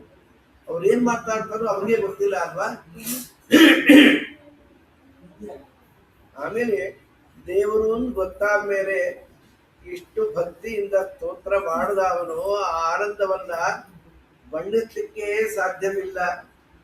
ಮುಚುಕುಂದ ಉವಾಚ ವಿಮೋಹಿತೋಯಂ ಜನ ಈಶ ಮಾಯಯ ತ್ವದೀಯಯಾ ತ್ವಾನ್ನ ಭಜತ್ತ ಸಮ್ಮತಿಂ ಸುಖಾಯ ದುಃಖ ಪ್ರಭವೇಷು ಸಜ್ಜತೆ ಗೃಹೇಷು ಯೋಷಿತ್ ಪುರುಷಶ್ಚ ವಂಚಿತಃ. ನಿನ್ನ ಅಧೀನವಾದ ಪಂಥಕವಾದ ಇಚ್ಛಾಶಕ್ತಿಯಿಂದ ನಾವೆಲ್ಲ ಕಟ್ಟು ಬಿದ್ದಿದ್ದೇವೆ ಸ್ವಾಮಿ. ತ್ವಾನ್ನ ಭಜತಿ ಅನರ್ಥದೃಕ್, ನಿನ್ನ ಭಜನೆ ಇಲ್ಲದೆ ಅನರ್ಥವನ್ನೇ ಪುರುಷಾರ್ಥ ಅಂತ ಸಂಪಾದನೆ ಮಾಡಿ ಒದ್ದಾಡ್ತಾರೆ ಸ್ವಾಮಿ. ಇನ್ನೊಂದೇನು ಅಂದ್ರೆ, ಒಂದು ಸುಖಕ್ಕೆ ಏನ್ ಪ್ರಯತ್ನ ಪಡ್ತಾರೆ ಅವರು, ಪ್ರಯತ್ನ ಪಡುವ ಸುಖ ಎಂತಾದ್ರು ಅಂದ್ರೆ ಸಂಪುಟಾಕಾರವಾದ ದುಃಖ. ಅದು ಹಿಂದ್ ದುಃಖ ಮುಂದೆ ದುಃಖ, ಅನುಭವಿಸಿದ ಮೇಲೆ ದುಃಖ. ಏನ್ ರುಚಿಯಾಗಿತ್ತಾಚಾರೆ ಆ ಖಾರದ ಭಕ್ಷ್ಯ, ಆಮೇಲೆ ಮುಂದೆ ಏನಾಯ್ತು ಹೊಟ್ಟೆ ಉರಿ ಅಷ್ಟು ತಿನ್ಬೇಕು. ಅದಕ್ಕೆ ಅತಿ ಸಿಹಿ ಅತಿ ಖಾರ ತಿಂದಾಕ್ಬಿಡೋದು, ಅದು ಜಾಸ್ತಿ ತಿಂದಾಕ್ಬಿಡೋದು. ಒದ್ದಾಡ್ತಾ ಕೂತಿರೋದು. ಅತಿ ಸರ್ವತ್ರ ವರ್ಜೆ ಇದ್ದಲ್ವಾ.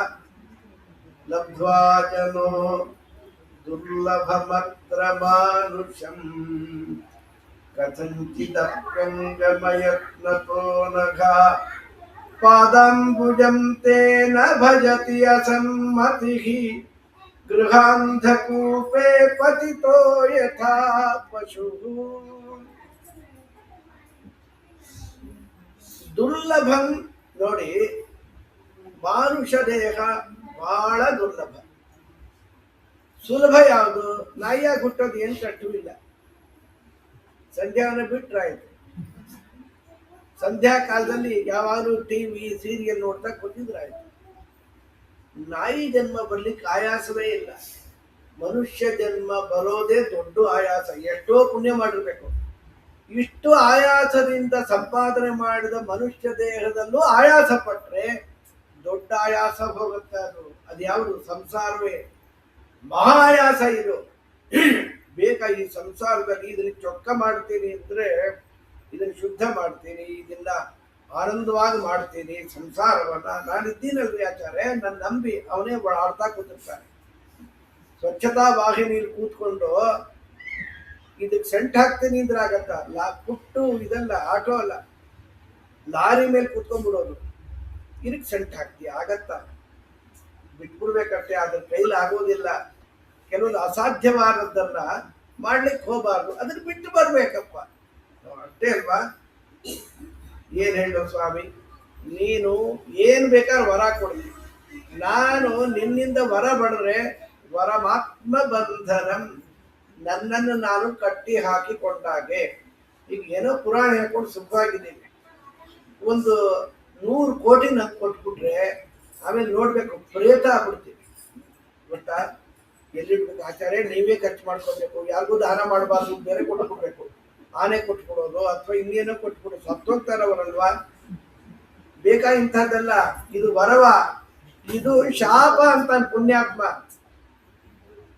ಚಿರಮಿಹ ವೃಜಿನಾರ್ಥಃ ತಪ್ಯಮಾನೋನು ತಾಪೈಃ ಅವಿತೃಷೌರು ಕೃಚ್ಛ್ರೇ ಅಲಬ್ಧ ಶಾಂತಿ ಕಥಂಚಿತ್ ಶರಣರ ಸಮುಪೇತಃ ತ್ವತ್ಪದಾಬ್ಜಂ ಪರಾತ್ಮನ್ ಅಭಯಮೃತ ಶೋಕಂ ಪಾಹಿ ಮಾಂ ಪನ್ನವೀಶ.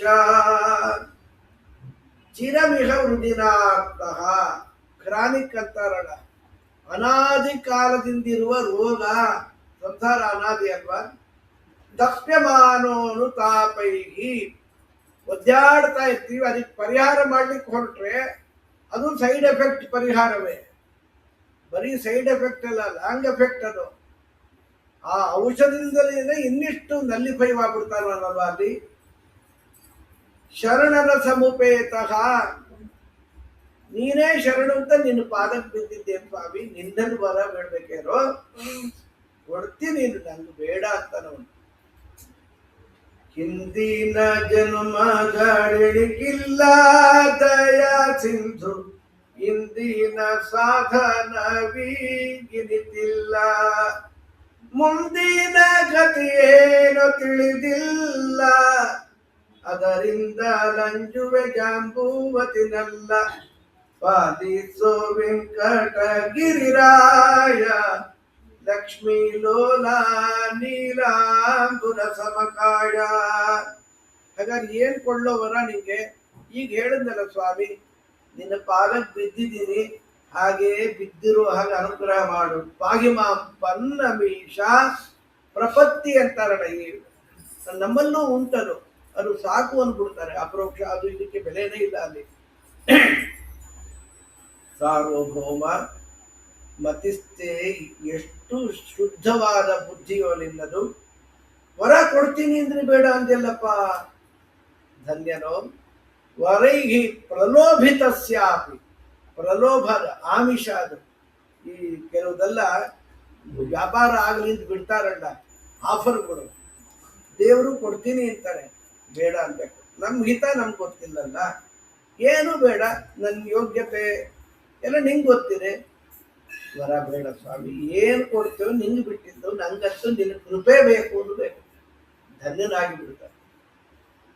ಸಾಲಿಗ್ರಾಮ ಶಿಲಾ ಸ್ಪರ್ಶ ಮಾಡ್ತಾ ಇದ್ದು ಅಲ್ಲಿ ಸ್ವಯಂ ವ್ಯಕ್ತ ಅದು ಸಾಲಿಗ್ರಾಮ ಕಾರುಣ್ಯ ನೋಡಿ. ಎಲ್ಲಾ ಕಡೆ ಆವಾಹನೆ ಮಾಡಬೇಕು ಅಂದ್ರೆ ಪುರುಷೋಕ್ತ ಭಾಗವತ ಮಂಗಳ ಇಟ್ಕೊಂಡು ಆವಾಹನೆ, ವಿಸರ್ಜನೆ, ತತ್ವನ್ಯಾಸ ಏನೂ ಮಾಡಲಿಲ್ಲ. ಇವತ್ತು ನಮ್ಗೆ ನಾವು ಮಾಡ್ಕೊಳ್ಬೇಕು. ಅದನ್ನೆಲ್ಲ ಮಾಡಿ ಪೂಜೆ ಅಂದ್ರೆ 12:30 ಆಗ್ಬಿಡುತ್ತೆ. ಗೋವಿಂದ ಆಗ್ಬಿಡುತ್ತೆ ಅಷ್ಟೇ. ಅಲ್ಲಿ ಶರಣರ ಸಮುಪೇತ ಅಂದಿಲ್ಲ. ನೀನು ಒಂದು ಕೆಲಸ ಮಾಡು. ಏನೇನೋ ಬೇಟೆ, ನಾನಾ ಕಾರಣಗಳಿಂದ ಹಿಂಸಾ ನಿಮಿತ್ತಕವಾಗಿ ಅನೇಕ ಅನಿಷ್ಟಗಳು ಬಂದಿರುತ್ತೆ, ಪಾಪಗಳು ಬಂದಿರುತ್ತೆ. ಅದನ್ನು ಕಳ್ಕೋಬೇಕು ಮನುಷ್ಯ ದೇಹದಲ್ಲಿ. ಬದರಿಕಾಶ್ರಮಕ್ಕೆ ಹೋಗೋ, ಅಲ್ಲಿ ತಪಸ್ಸು ಮಾಡೋ, ಎಲ್ಲಾ ಪಾಪಗಳು ನಾಶವಾಗತ್ತೆ. ಅದಾದ ಮೇಲೆ ಭೂತ್ವ ದ್ವಿಜವರೋ ಭೂತ್ವ, ಒಳ್ಳೆ ಶ್ರೇಷ್ಠ ಬ್ರಾಹ್ಮಣನಾಗಿ ಹುಟ್ಟಿ ನನ್ನ ಲೋಕಕ್ಕೆ ಬರ್ಮಿತಿ ಆಗೋದಾ? ಎಷ್ಟು ಸಂತೋಷ ಅವನಿಗೆ. ದೇವರೇ ಈ ಮಾತನ್ನಾಡಿ. ಇದು ಬಹಿರಾಪರೋಕ್ಷ ಅಂತ ಹೇಳೋರು ಅನೇಕ ಮಂದಿ. ಬಿಂಬ ಸಾಕ್ಷಾತ್ಕಾರ ಒಂದಿದ್ರೆ ಕೆಲವರಿಗೆ ಹೊರಗೂ ಅಪರೋಕ್ಷ ಆಗೋದಕ್ಕೆ ಇದೊಂದು ನಿದರ್ಶನ ನೋಡಿ ಅಂತಾರೆ. ಅದೆಷ್ಟೋ ನಂಗೆ ಖಾತ್ರಿ ಇಲ್ಲ. ಒಟ್ಟಿನಲ್ಲಿ ಬಿಂಬ ಸಾಕ್ಷಾತ್ಕಾರ ಬೇಕೇ ಬೇಕು ಅಲ್ವಾ? ಅದನ್ನ ಅಲ್ಲಿಗಳೆದು ಬಿಟ್ರೆ ಹೇಗೆ? ಓಂ ಆತ್ಮೇ ಇದು ಉಪಗಚ್ಚಂತಿ ಗ್ರಹ ಎತ್ತಿಚ, ದೇವರನ್ನ ಆತ್ಮ ಅಂತ ಉಪಾಸನೆ ಮಾಡಿ ತೆರಳಬೇಕಲ್ಲಿ. ಇವನನ್ನು ಕೊಟ್ಟು ಕಳಿಸಿದ್ರೆ ಇಲ್ಲಿ ಹತ್ತಿದ್ದು ಜರಾಸಂಧ ನೋಡಿದ್ದ, ಬೆಟ್ಟಕ್ಕೆಲ್ಲ ಬೆಂಕಿ ಹಚ್ಚಿಬಿಟ್ಟ. ಎಷ್ಟು ಬುದ್ಧಿ! ಈ ರೌಡಿಗಳೆಲ್ಲ ಮಾಡೋದು ಅದೇ ಅಲ್ಲ, ಪೆಟ್ರೋಲ್ ಬಂಕೆಲ್ಲ ಬೆಂಕಿ ಹಾಕು, ಇನ್ನೊಂದು ಹಾಕು. ಜರಾಸಂಧ ಮೂಲ ಪುರುಷ. ಅದಕ್ಕೆ ಬೆಟ್ಟಕ್ಕೆ ಬೆಂಕಿ ಹಚ್ಚಿಬಿಟ್ರೆ ದೇವ್ರು ಸುಟ್ಟು ಹೋಗ್ತಾನ. ಪಂಚಾಂಗ ನೋಡಿದ ಈ ಮಠಕ್ಕೆ, ಉತ್ತರಾದ ಮಠಕ್ಕೆ 2 ಉಪವಾಸಗಳು 2 ವರ್ಷದ 4 ಬಂದ್ಬಿಟ್ಟು 2 ಉಪವಾಸಗಳು. ಕೃಷ್ಣಾಷ್ಟಮ ರಾತ್ರಿ 3. ಅಯ್ಯೋ ಅಯ್ಯೋ ಏನು ಮಾಡಬೇಕು? ಪಂಚಾಂಗ ಹರಿದು ಬಿಟ್ಟ. 2 ಉಪವಾಸ, ಪಂಚಾಂಗನೇ 2 ಉಪವಾಸನ. ಹಾಗೆ ಬೆಟ್ಟಕ್ಕೆ ಬೆಂಕಿ ಹಚ್ಬಿಟ್ಟು ದೇವ್ರು ಸುಟ್ಟು ಹೋಗ್ತಾನ. ತಿಳುವಳಿಕೆ ಇಲ್ಲ ಅವನಿಗೆ. ದೇವರು ಕರುಣಾಸಾಗರ ಒತ್ತಿದ ಸ್ಪ್ರಿಂಗ್ ಆಯ್ತು. ಕೆಳಗೆ ಹೋಗಿ ಮೇಲೆ ಬಂತು. 11 ಯೋಜನ ಭೂಮಿಗೆ ಇಳಿದು ನೀರು ಬಂತು. ಈ ಬೆಂಕಿಯನ್ನೆಲ್ಲ ನಂದಿಸಿ ಬಿಟ್ಟಿದೆ. ಆಮೇಲೆ ಬಲರಾಮ ಕೃಷ್ಣರಿಬ್ಬರು ಹಾರಿ ಇಲ್ಲಿ ಬಂದರು. ಮೈ ಮೇಲೆ ಒಂದು ಕವಚ ಇಲ್ಲ, ಮಣಪಂಚಗಳು ಉಟ್ಕೊಂಡಿದ್ರು ತೋರುತ್ತೆ. ನಿರಾಯುಧ, ಆಯುಧ ಇಲ್ಲ, ಈಗ ಕವಚ ಇಲ್ಲ, ಏನು ಇಲ್ಲ. ಬಂದು ಎಲ್ಲರನ್ನು ಹೊಡೆದು ಬಡದು ಅವನ ಸೈನ್ಯ ಮೇಲೆ ನಾಶ ಮಾಡಿ ಓಡೋದ್ರು. ಓಡೋಗಿದ್ದು ನೋಡಿ ತಾನು ಗೆದ್ದೆ ಅನ್ನೋ ಭ್ರಮೆ ಅವನಿಗೆ. ಇವನು ಶಿಕ್ಷ ಕಾರಯವನ ಸತ್ತ. ಲೆಕ್ಕವಿಲ್ಲದಷ್ಟು ಸೈನ್ಯ ನಾಶ ಆಯಿತು. ದೇವರು ದ್ವಾರಕಾಪಟ್ಟಣದಲ್ಲಿ ಬಂದು ಸುಖವಾಗಿ ಸೇರ್ಕೊಂಡ್ಬಿಟ್ಟ. ಸೇರಿದ ಮೇಲೆ ಬಲರಾಮ ದೇವರ ಮದುವೆ ಮೊದಲಾಯಿತು. ರೇವತ ಅಂತ ರಾಜ, ರೇವತಿ ಮಗಳು. ಈ ಹುಡುಗಿಗೆ ಒಂದು ಸರಿಯಾದ ಗಂಡೇ ಸಿಗಲಿಲ್ಲ. ಆ ರಾಜರು ಎಂಥವರು, ನನ್ನ ಮಗಳ ಹಣೆ ಬರ ಏನ್ ನೀನೇ ಬಂದವರಲ್ಲ, ಯಾರು ಗಂಡ ಅಂತ ಕೇಳಬೇಕು ಅಂತ ಮೇರು ಪರ್ವತಕ್ಕೆ ಹೋಗಿದ್ದಾರೆ. ಶತಕೋಟಿ ಅಂತ ಮನೆ ಹೆಸರು ಬ್ರಹ್ಮದೇವರದ್ದು. ಹಾಹಾ ಹೂ ಹೂ ಇಬ್ರು ಹಾಡು ಹೇಳ್ತಾ ಇದ್ರು. ಮೂರ್ಛನ ಮಾಡೋದು ಅಂತಾರೆ. ಒಂದು ಹಾಡು ಮುಗಿದ ಮೇಲೆ ಕೇಳ, ಮಧ್ಯದಲ್ಲಿ ಮಾತಾಡಬಾರ್ದು ಅಂತ ಆನಂದವಾಗಿ ಹಾಡೆಲ್ಲ ಮುಗೀತು. ಆದ್ಮೇಲೆ ಕೇಳ್ದ, ನಮ್ಮ ಹುಡುಗಿ ಗಂಡ ಯಾರು? ಬ್ರಹ್ಮದೇವರು ಹಾಸ್ಯ ಬಹಳ ದೊಡ್ಡವರು, ಅವ್ರು ಹಾಗೆ ಇರ್ತಾರಲ್ಲಿ. ನಿಂಗೆ ಗೊತ್ತಿರೋ ಅವ್ರ ಹೆಸರು ಹೇಳಪ್ಪ. ಕೆಲವ್ರ ಹೆಸರು ಹೇಳಿದ ಮೇಲೆ ಯುಗಾನಿ ಸುಬಹೂನ್ಯತ್ರ ಗತಾನಿ ತವ ಭೂಪತೆ, ಎಷ್ಟೋ ಯುಗಗಳಾಗುವುದೇ. ತತ್ಪುತ್ರ ಪೌತ್ರ ನಪ್ತೃಣ ಗೋತ್ರಸ್ಯಾಪಿ, ಅದು ಮಕ್ಕಳು ಮೊಮ್ಮಕ್ಕಳು, ಆ ಗೋತ್ರವೇ ಇಲ್ಲಲ್ಲೋ. ಹಾ ಅಂತ ಒಂದು ಹಾಡು ಕೇಳೋದ್ರಲ್ಲಿ ಏನಾಗ್ಬಿಟ್ರು ನೋಡು. ಇದು ನನ್ನ ಲೋಕದ ಸಮಯ ಬೇರೆ ಬೇರೆ ಬೇರೆ ಇರುತ್ತೆ. ನನ್ನ ಲೋಕದಲ್ಲಿ ಸಮಯ ವಿಪರೀತ. ಅದು 5 ನಿಮಿಷ ನೀ ಕೇಳುದು ನಿಜ. 27 ಚತುರ್ಯುಗ ಮುಗಿದೋಗಿದೆ. 28ನೇ ದ್ವಾಪರ ಮುಕ್ತಾಯಕ್ಕೆ ಬಂದಿದೆ. ಅರ್ಥ ಆಯ್ತಾ? ಹಾ ಅಂತ ಆ ಹುಡುಗಿಗೆ ಎಷ್ಟೋ ಕೋಟಿ ವರ್ಷ. ಬಲರಾಮ್ ದೇವರಿಗೆ 23-24 ವರ್ಷ ಏನೋ ಇರಬಹುದು, ಸರಿಯಾಗಿ ಗೊತ್ತಿಲ್ಲ ಅದನ್ನ. ಈಗೀಗ ಮಾತ್ರ 13 ಕೋಟಿ ವರ್ಷ ಆಗಿದೆ. ಹಾಗೇ ಇದ್ರು. ವಾರುಣಿ ನಿಯತ ಪತಿ ಪತ್ನಿ ಕರಿವರು ನೋಡಿದ್ರು. ಬಲರಾಮ್ ದೇವ್ರು ಕೊಟ್ಟು ಮದುವೆ ಮಾಡು ಅಂತ ಹೇಳಿದ್ರಲ್ಲ. ಬಂದ್ರೆ ಬಲರಾಮ್ ದೇವರು ಯುಗಾನುಸಾರವಾಗಿ ಒಂದು 10 ಅಡಿನೋ 12 ಅಡಿನೋ ಇದ್ದರು. ಈ ಹುಡುಗಿ 28 ಮೊಳ, ಅವಳ ಮೊಳದಲ್ಲಿ 80 ಅಡಿ ಇತ್ತು. ಈಗ ಹೆಂಡತಿ ನೋಡಿ ಹೆಗಲಿಗೆ ಆ ನೇಗಿಲನ್ನು ಹಾಕಿ ಎಳೆದ್ರು. ಎಷ್ಟು ಬೇಕೋ ಅಷ್ಟು ಎತ್ತರ ಮಾಡಿಕೊಂಡು ಮದುವೆ ಆಗಿದ್ದಾರೆ. ಶಠ ಸಾರಣ ಈ ಬಲರಾಮ್ ದೇವ್ರ ಮಕ್ಕಳೆಲ್ಲ ಹುಟ್ಟಿದ್ದು ನಿರೂಪಣೆ ಮಾಡ್ತಾರಲ್ಲಿ. ಭಗವಾನ್ ಭೀಷ್ಮಕ ಸುತಾನ್ ರುಕ್ಮಿಣೀಂ ರುಚಿರಾನನಂ ರಾಕ್ಷಸೇನ ವಿವಾಹೇನ ಉಪಯೇಮ ಇತಿ ಶ್ರುತಂ. ಭೀಷ್ಮಕ ರಾಜನ ಮಗಳು ರುಕ್ಮಿಣೀ ದೇವಿಯನ್ನ ರಾಕ್ಷಸ ವಿಧಾನದಿಂದ ಮದುವೆ ಆಗಿದ್ದ ಅಂತ ಹೇಳ್ತೀವಿ. ಈ ಚೈತ್ಯಾದಿಗಳನ್ನ ನಿರ್ನಾಮ ಮಾಡಿ ಹೇಗೆ ಮದುವೆ ಆದ? ಬ್ರಹ್ಮನ್ ವಿಷ್ಣು ಕಥಾ ಪುಣ್ಯಾಹ ಮಾಧ್ವೀರ್ಲೋಕಾಮಲಾಪಹಾಹ ಕೋನು ತೃಪ್ಯೇತ ಶೃಣ್ವಾನಃ ಶ್ರುತಜ್ಞಃ ನಿತ್ಯನೂತನಃ. ಭೀಷ್ಮಕ ಸುತಾಂ ರುಕ್ಮಿಣಿ ರುಚಿರಾರಣಾಂ ಹೇಗೆ ಮದುವೆ ಆದ? ದೇವರ ವಾರ್ತೆ ಕೇಳ್ತಾ ಇದ್ದಷ್ಟು ಸಾಕಪ್ಪ ಅಂತ ಅನ್ಸೋದಿಲ್ಲ. ಒಳ್ಳೆ ರಸಿಕರಾಗಿ ಕೇಳ ಅಭ್ಯಾಸ ಇರ್ಬೇಕಲ್ಲಿ. ಅದನ್ನು ಹೇಳಿ ಶ್ರೀ ಶುಕವಾಚ ರಾಜ ಭೀಷ್ಮಕೋ ರಾಮ ವಿದರ್ಭಾದಿ ಪತಿರ್ಮಹಾನ್. ಭೀಷ್ಮಕ ಅಂತ ಈಗಿನ ನಾಗಪುರ ವಿದರ್ಭ ದೇಶದ ಒಡೆಯ ಅವನು. 5 ಗಂಡು ಮಕ್ಕಳು, ರುಗ್ಮಗ್ರಜ ರುಗ್ಮರತಃ ರುಗ್ಮಬಾಹುರನಂತಹ ರುಗ್ಮಕೇಶೋ ರುಗ್ಮಮಾಲಿ ರುಕ್ಮಿಣೇಶ ಸ್ವಸಾ ಸತಿ. 5 ಗಂಡು ಮಕ್ಕಳು, 1 ಹೆಣ್ಣು. ಆ 6ನೇ ಹೆಣ್ಣಿದ್ದ 6ನೇ ಸಂತಾನ ರುಕ್ಮಿಣೀ ದೇವಿ ಜಗಜ್ಜನನಿಯೇ ಮಗಳಾಗಿ ಹುಟ್ಟಿದ್ದಾಳೆ. ಅನೇಕ ಮಂದಿ ನಾವು ಮದುವೆ ಆಗ್ತೀವಿ ಅಂತ ಅನ್ಕೊಂಡಿದ್ರು.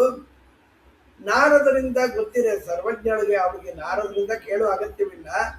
ಅವಳು ಗಂಡನ ಮಹಿಮೆ ಮಕ್ಕಳಿಂದ ತಿಳ್ಕೋಬೇಕಾ? ಮಕ್ಕಳು ಮೊಮ್ಮಕ್ಕಳಿಂದ. ಬಹುಬೀರಿ ಯಾಚಿತ ಅಂತಾರೆ. ದೇವರು ಮದುವೆ ಆಗಿದ್ದು. ಹರೇ ನಮಃ. ಈ ರುಗ್ಮಿ ನಿವಾರ್ಯ ಕೃಷ್ಣದ್ವಿಟ್ ಚೈತ್ಯಾಯ ಸಮಕಲ್ಪಯತ್. ದೇವರು ಮದುವೆ ಆಗಬೇಕು ಅಂತ ಇವಳು ಅನ್ಕೊಂಡಿದ್ದಾಳೆ, ದೇವರು ಮದುವೆ ಆಗಬೇಕು ಅನ್ಕೊಂಡಿದ್ದಾರೆ. ಬಂಧುಗಳೆಲ್ಲ ಅಪೇಕ್ಷೆ ಪಟ್ರೆ ಈ ರುಗ್ಮಿ ಇದ್ದಾರಲ್ಲ ಶಿಶುಪಾಲನ್ ಕೊಡೋದು ಅಂತ ತೀರ್ಮಾನ ಮಾಡ್ಬಿಟ್ಟ. ಕಾರಣ ಏನು? ಎಲ್ಲ 28, 23 ಅಕ್ಷೋಹಿಣಿ 18 ಬಾರಿ ತೋಮಂದು ಎಲ್ಲ ನಿರ್ಣಯ ಮಾಡ್ಬಿಟ್ಟಿಯಾರು, ಯಾರೂ ಉಳಿದಿಲ್ಲ. ಇನ್ನು ಸೈನ್ಯವೇ ಖಾಲಿ. ಯಾವ ರೀತಿ ಇದಕ್ಕೆ ಸೇಡನ್ನು ತೀರ್ಸ್ಕೋಬೇಕು ಅಂತ ಜರಾಸಂಧ ಕೇಳ್ದ. ಒಂದು ಉಪಾಯ ಗುರುಗಳು, ಎಲ್ಲ ಮುಗಿದೋಯ್ತು, ಯುದ್ಧ ಬೇಡ. ನಮ್ಮ ರುಕ್ಮಿಯ ತಂಗಿ ರುಕ್ಮಿಣಿ ಇದ್ದಾಳಲ್ಲ, ಮಹಾ ಸುಂದರಿ, ಜಗದೇಕ ಸುಂದರಿ. ಅವಳನ್ನ ಕೃಷ್ಣನ್ ಕೊಟ್ರೆ ಈಡು ಜೋಡು ಸರಿ ಹೊಂದತ್ತೆ. ಹೌದಾ?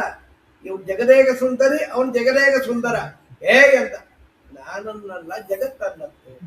ನಿಮ್ ಶಿಷ್ಯನಾಗಿ ಕೃಷ್ಣನ್ ಹೋಗ್ಬಿಡ್ಬಾರ್ದಲ್ವಾ? ಈಗ ಶಿಶುಪಾಲನ್ ಕೊಟ್ಬಿಟ್ರೆ ಅಂದ್ಕೊಳ್ಳೆ ಮುಂದೆ ಏನೀಗ? ಕೊಟ್ರೆ ರುಕ್ಮಿಣಿ ದಕ್ಕಲಿಲ್ಲ ಅಂತ ಅವನು ಸತ್ತೋಗ್ತಾನೆ. ಯಾವುದೋ ಸಮುದ್ರದಲ್ಲಿ ಹಾರಿ ಅಲ್ಲಿ ಮಲ್ಕೊಂಡವನು, ಅವನು ಸಮುದ್ರದಾಗ ಸಾಯ್ತಾನಂತೆ. ಸೈನ ಇಟ್ಟಿನ ಸತ್ತೋಗ್ತಾನೆ ಅಂತ ಹೇಳಿ ಹುಚ್ಚಿಟ್ಟು ವಿಚಾರಗಳೆಲ್ಲ ಸ್ಪಷ್ಟ ಇದೆ. ಹರಿವಂಶದಲ್ಲಿ ಶಿವರಾಚಾರ್ಯ ಅಂತಾರೆ ಅವನೇ ಸಾಯುವಂತೆ ಮಾಡಬೇಕು ಅಂತ ಹೇಳಿ. ಇಲ್ಲಿ ದೇವರಿಗೆ ರುಕ್ಮಿಣಿ ವಿವಾಹದ ಮೊದಲು ಸ್ವಯಂವರ ಆಗಿದ್ದು ಇಲ್ಲಿ ಹೇಳಿಲ್ಲ. ಹರಿವಂಶದಲ್ಲಿ ಇರೋದನ್ನ ಆಚಾರ್ಯ ಮಹಾಭಾರತ ತಾತ್ಪರ್ಯದಲ್ಲೆಲ್ಲ ನಿರೂಪಣೆ ಮಾಡ್ತಾರಲ್ಲಿ. ಒಳ್ಳೆ ವಿಚಾರವೋ. ವರನ್ ಕೇಳಬೇಕು. ಏನಪ್ಪ ಮದುವೆ ಆಗ್ತೇನೋ ರುಕ್ಮಿಣಿಯನ್ನ ಅಂದ್ರೆ, ಆಯ್ತು ನೀವು ಮಾಡೋದಾದ್ರೆ ಮಾಡ್ರಿ ಅಂದ ಅವನು. ನೋಡಿ ಅವನು ದುರಾಶೆ ನೋಡಿ, ಆಗ್ಲೇ ಮದುವೆ ಆಗ್ಬಿಟ್ಟಿತ್ತು. ತಾತ ನಿಮ್ಗೊಂದು ಮದುವೆ ಮಾಡೋಣವೆ ಅಂದ್ರೆ, ನಂಗೆ ಯಾರು ಕೊಡ್ತಾರಪ್ಪ ಕನ್ಯಾ ಅಂತ ಒಂದು ತಾತ ಬೇಡನಲ್ಲ. ಈ ಅಂದ್ರೆ 2ನೇ ಮದುವೆ, ಅವನೇ ತಾತ ಅಲ್ಲ ನಿಜ. 2ನೇ ಮದುವೆಯಾಗಿ ಅಂದ್ರೆ ಅದಕ್ಕೆ ನಾಯಕಲ್ವಾ ಪದಕ್ಕೆ ಅವನು. ಮಾಡೋದಾದ್ರೆ ಮಾಡಿ ಅಂತ ಸಂಕೋಚ ಕೊಡೋದಕ್ಕೆ. ಆಯ್ತು ಪರವಾಗಿಲ್ಲ. ರುಕ್ಮಿಣಿ ಅಂತ ಜಗದೇಕ ಸುಂದೆ ಅಮ್ಮನಲ್ಲ, ಜಗದಂಬೆಯನ್ನ. ಇವನು ಒಪ್ಪಿರ. ಹುಡುಗಿ ಕಡೆ ಏನಪ್ಪಾ ರುಕ್ಮಿ ಕೊಡ್ತೇನೋ ನಿನ್ ತಂಗಿಯನ್ನ ಗುರುರಾಜ್ಞಾನ್ನ ಲಂಘೆಯೇ. ತಾವು ಗುರುಗಳು ಅಪ್ಪಣೆ ಮಾಡಿದ್ಮೇಲೆ ಒಂದು ಕತ್ತೆ ಕೊಂಡ್ರು ಕೊಡ್ತೀನಿ ಅಂತ. ಎಂತ ದುರ್ಬುದ್ಧಿ. ನಿಮ್ಮ ಅಪ್ಪ ಹೋಗ್ತಾನ? ನಮ್ಮ ಅಪ್ಪನ ಮಾತು ಯಾರು ಕೇಳೋರಿಲ್ಲ. ಎಲ್ಲಿ ಹೇಳಿದ್ರೆ ಅಲ್ಲಿ ಸೈನ್ ಮಾಡ್ಬೇಕಷ್ಟೇ. ಕೊಡ್ತೀನಿ ಮನಮೋಹನ್ ತಿಂತಾಗ ಸಿಂಗಿದ್ದಾಗ ಸುಮ್ಮನೆ ಇರ್ತಾನೆ ಆಕ್ಟಿಂಗ್. ಅವನು ಕೇಳ್ತಾ ಕೂತಿರ್ಬೇಕಷ್ಟೇ. ಎಲ್ಲ ಮಾಡಿ ಮದುವೆ ತೀರ್ಮಾನ ಮಾಡಿ ಎಲ್ಲ ಆದ್ಮೇಲೆ ಜಗಜ್ಜನನಿ ನೋಡಿದ್ವಿ, ಈ ಹುಚ್ಚನ್ ಕೊಟ್ಟು ಮದುವೆ ಮಾಡ್ಬಿಡ್ತಾರಲ್ಲ ಅಂತ ಹೇಳಿ ಬ್ರಾಹ್ಮಣೋದ್ರುತಂ, ಒಬ್ಬ ಬ್ರಾಹ್ಮಣರ ಕೈಲಿ ಪತ್ರವನ್ನು ಬರೆದು ಬೇಗ ಹೋಗಿ ಬಾ. ಬ್ರಾಹ್ಮಣ ಬಂದ. ದೇವರು ಸಿಂಹಾಸನದಲ್ಲಿ ಕೂತಿದ್ದ. ಓಡಿ ಹೋಗಿ ಅವನ ಕೈ ಹಿಡಿದು ಕರ್ಕೊಂಡು ಹೋಗಿ ತಾನು ಕೂತ ಆಸನದಲ್ಲೇ ಸಿಂಹಾಸನದಲ್ಲಿ ಕೂಡಿಸಿ ಬಂಗಾರದ ಹರಿವಾಣದಲ್ಲಿ ಅವನ ಪಾದ ಇಟ್ಟು ತೊಳೆದು ಆ ನೀರನ್ನು ತಾನು ಹಾಕೊಂಡ. ಯಥಾತ್ಮಾನಂ ದಿವೋಕಸಃ, ದೇವತೆಗಳು ಅವನನ್ನು ಪೂಜೆ ಮಾಡುವ ಹಾಗೆ ಜಗತ್ಪತಿ ಪೂಜೆ ಮಾಡಿ ಊಟ ಮಾಡುವಂತ.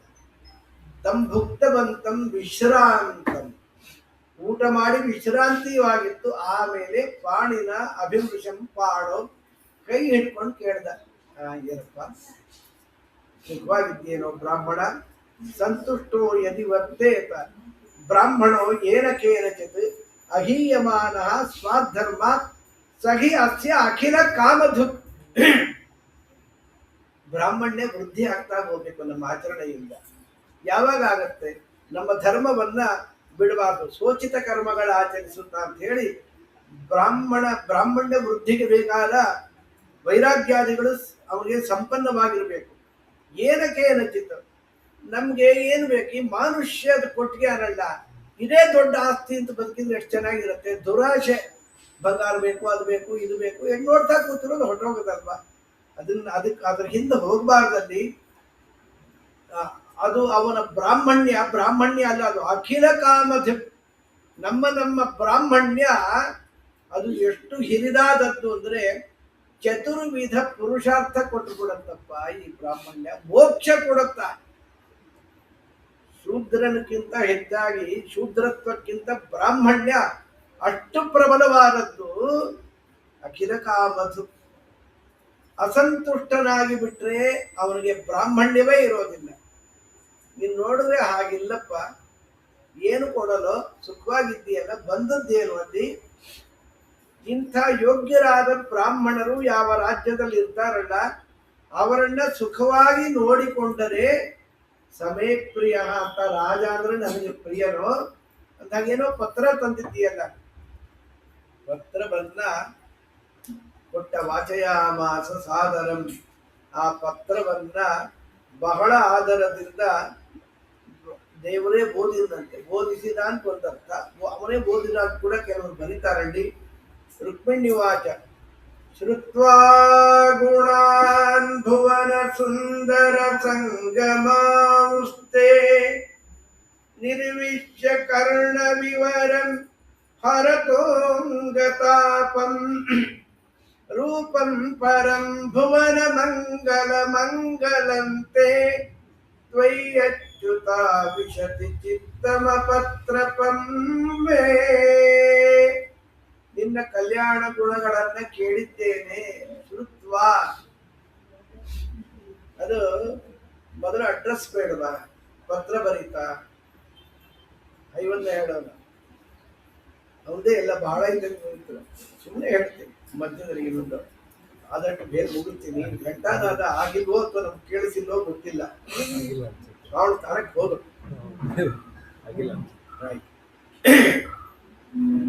ಮದುವೆ ಆಗಿ ಹೊಸದು ಅವ್ರ ಅಮ್ಮಂಗೆ ಅಡ್ರೆಸ್ ಮಾಡಿ ಗೊತ್ತ ಅವನಿಗೆ. ಹೆಂಡತಿಗೆ ಹಾಗೆ ಬರ್ದ. ಗಂಗಾ ಭಾಗೀರಥಿ ಸಮಾನಳಾದ ಆಷಾಢ ಮಾಸ ಅಂತ ತೋರ್ ಮನೆಗೆ ಬಂದಿದ್ರೆ ಈಗ ಬರ್ದಿಟ್ಟ ಅವನು. ಅವಳು ನೋಡಿದ್ದು, ನಾವು ಮದುವೆ ಆಗಿ 1-2 ತಿಂಗಳಾದ್ರೆ ಗಂಗಾ ಭಾಗೀರಥಿ ಅಂತೇನಲ್ಲ, ಅದು ಮಡೆಂಗಸರು ಬರೆಯೋದು ಮಾಡ್ತೀನಿ ನೀನು ಅಂತ ಹೇಳಿ ತೀರ್ಥ ರೂಪ ಸಮಾನರಾದ ಯಜಮಾನರಿಗೆ ಆಶೀರ್ವಾದಗಳು ಅಂತ ಅವಳು ಬರೆದಂತೆ. ಎಲ್ಲೂ ನಡೆದಿಲ್ಲ, ಸುಮ್ಮನೆ ಕಲ್ಪನೆ. ಇದು ಅಡ್ರೆಸ್ ಇಲ್ಲಲ್ಲ ಇಲ್ಲಿ ಅಂದ್ರೆ. ಶ್ರುತ್ವ ಗುಣ, ಶ್ರುತ್ವ ಇದೆಯಲ್ಲ, ತ್ವಾಪ್ರತ್ಯಯ ಅಂತ ಅವ್ಯಯ. ಹೇ ಅವ್ಯಯ ನಿತ್ಯನೇ ನಿತ್ಯ ಮುತ್ತೈದೆ ಎಂದು ಅಂತಾರಲ್ಲ ರಾಜರು. ನಿನ್ ಕಟ್ಕೊಂಡ್ರೆ ಮಾತ್ರ ನನ್ನ ಮುತ್ತೈದೆತನ ಶಾಶ್ವತವು ಸ್ವಾಮಿ. ಯಾರನ್ನೇ ಕಟ್ಕೊಂಡ್ರು ನಮ್ಮಿಬ್ಬರ ಕ್ಷಣದಲ್ಲಿ ಅವನಿರೋದಿಲ್ಲ. ದೇವರ ಕ್ಷಣ ಅಂದ್ರೆ ಚತುರ್ಮುಖ ಬ್ರಹ್ಮದೇವರ 100 ವರ್ಷ, 1000 ಕೋಟಿ ವರ್ಷ. ಆ ರಮಾನಾರಾಯಣನಿಗೆ ಅದು ನಿಮೇಷ ಉಪಚರ್ಯತೆ. ಈ ಕ್ಷಣದಲ್ಲಿ ಮದುವೆ ಆದ್ರೆ ಮುಂದಿನ ಕ್ಷಣದಲ್ಲಿ ಆ ವರನೇ ಇರೋದಿಲ್ಲ. ನೀನೇ ಮದುವೆ ಆಗ್ಬೇಕು ಸ್ವಾಮಿ. ಶ್ರುತ್ವ ಗುಣಾನ್, ನಿನ್ನ ಕಲ್ಯಾಣ ಗುಣಗಳನ್ನ ಶ್ರುತ್ವ ಕೇಳಿದ್ದೇನೆ. ಇನ್ನ ಶಿಶುಪಾಲ ಇದ್ದಾನಲ್ಲ ಅಂದ್ರೆ ಶ್ರುತ್ವ ಅಗುಣ, ಅವರ ದೋಷಗಳು ಗೊತ್ತಿದೆ ನನಗೆ. ಹೇ ಭುವನ ಸುಂದರ, ಸ್ವಲ್ಪ ದೂರದಲ್ಲಾದರೂ ಸಂಬೋಧನೆ ನೋಡಿ ಹೇಗಿದೆ. ವನ ಸುಂದರ ಮತ್ಸ್ಯ, ಜೀವನಂ ಭುವನಂ ವನಂ. ವನ ಅಂದ್ರೆ ನೀರು, ವನ ಸುಂದರ ಮತ್ಸ್ಯ. ವನ ಸುಂದರ ಕೂರ್ಮ, ಅದು ನೀರಲ್ಲೇ ಇರುತ್ತೆ. ವನ ಅರಣ್ಯೇ ಸುಂದರ ವರಾಹ, ಭುವಿ ಸುಂದರ ನರಃ, ವನೇ ಸುಂದರ ಸಿಂಹ, ಭುವನೆಯೋ ಸುಂದರ ನರಸಿಂಹ, ಭುವನೆ ಬ್ರಹ್ಮಾಂಡೇ ಸರ್ವತ್ರ ಸುಂದರ ವಾಮನ, ಪರಶುರಾಮ, ರಾಮ, ಕೃಷ್ಣ, ಬುದ್ಧ ದಶಾವತಾರ ಪರವಾಗಿ ಸತ್ಯಧರ್ಮರು ಯೋಜನೆ ಮಾಡಿಕೊಟ್ಟಿದ್ದಾರಲ್ಲಿ. ನಿರ್ವಿಶ್ಯ ಕರ್ಣ ವಿವರಂ ಹರತೋಂಗತಾಪಂ. ನಿನ್ನ ವಾರ್ತೆ ಕಿವಿ ಬಿದ್ದರೆ ಅದರಷ್ಟು ಸಂತೋಷ ಕೊಡುವಂತಹದ್ದು ಬೇರೆ ಯಾವುದೂ ಇಲ್ಲ ಸ್ವಾಮಿ. ಭುವನ ಮಂಗಲ ಮಂಗಲಂತೆ, ಭುವನ ಮಂಗಲ ಮಂಗಲಂತೆ, ಭುವನಸ್ಯ ಮಂ ಜ್ಞಾನಂ ಯಸ್ಮಾತ್ ಸಹ ಗಲಮಂಗಲಂತೆ. ನಿನ್ನ ವಾರ್ತೆ ಗಲ, ಕುತ್ತಿಗೆ ಮಂಗಲ. 10 ಕೋಟಿ ರೂಪಾಯಿ ಬೆಲೆ ಬಾಳೋ ನೆಕ್ಲೆಸ್ ಹಾಕೊಂಡ್ರು ಈ ಯಮದೇವರು ದಯ ಇಲ್ಲದೆ ಕರ್ಕೊಂಡು ಹೋಗ್ಬಿಟ್ರಲ್ಲ ಅಂದ್ರೆ ಅರ್ಶನತ್ ಕೊಂಬು ಕಟ್ಕೊ ಸಾಯ್ಬೇಕಾದ್ರೆ ನಾರಾಯಣ ಅಂದ್ರೆ ಬಿಟ್ಟು ಹೋಗ್ತಾರೆ. ಇಷ್ಟೆಲ್ಲ ಆಭರಣಗಳಿದ್ದು ನನ್ನ ಹೇಳ್ಕೊಂಡು ಹೋದ್ರಲ್ಲ ಅಂದ್ರೆ ರಾವಣಾಸುರ ಸಂಪತ್ತು ಯಾರ ಹತ್ರ ಇರತ್ತೆ ಅಲ್ಲಿ. ಜಲಮಂಗಲ ಯಾವುದು ಗೊತ್ತಾ? ದೇವರ ನಾಮ.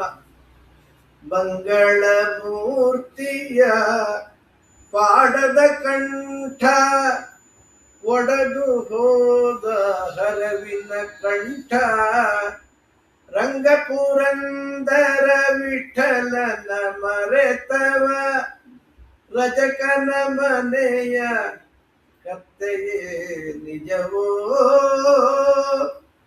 ಮನ್ಮಥ ಜನಕನ ಮರೆತ ಮನುಜ, ಮರ ಮರ ಮರ ಮರಭೂ. ಕತ್ವಾ ಮುಕುಂದ ಮಹತಿ ಕುಲಶೀಲ ರೂಪ ವಿದ್ಯಾವಯೋ ದ್ರವಿಣ ಧಾಮಭಿಃ ಆತ್ಮತುಲ್ಯಂ ವ್ರೀಡಾವತಿ ಕುಲವತೀಂ ನವೃಣೀತ ಕನ್ಯಾ ಕಾಲೇ ನೃಸಿಂಹ ನರಲೋಕ ಮನೋಭಿರಾಮಂ.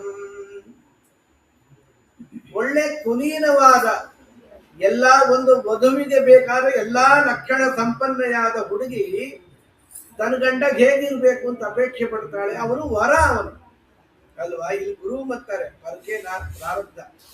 ವರ ಅಂದ್ರೆ ಶ್ರೇಷ್ಠ ಅಂತ. ವರ ಶ್ರೇಷ್ಠ.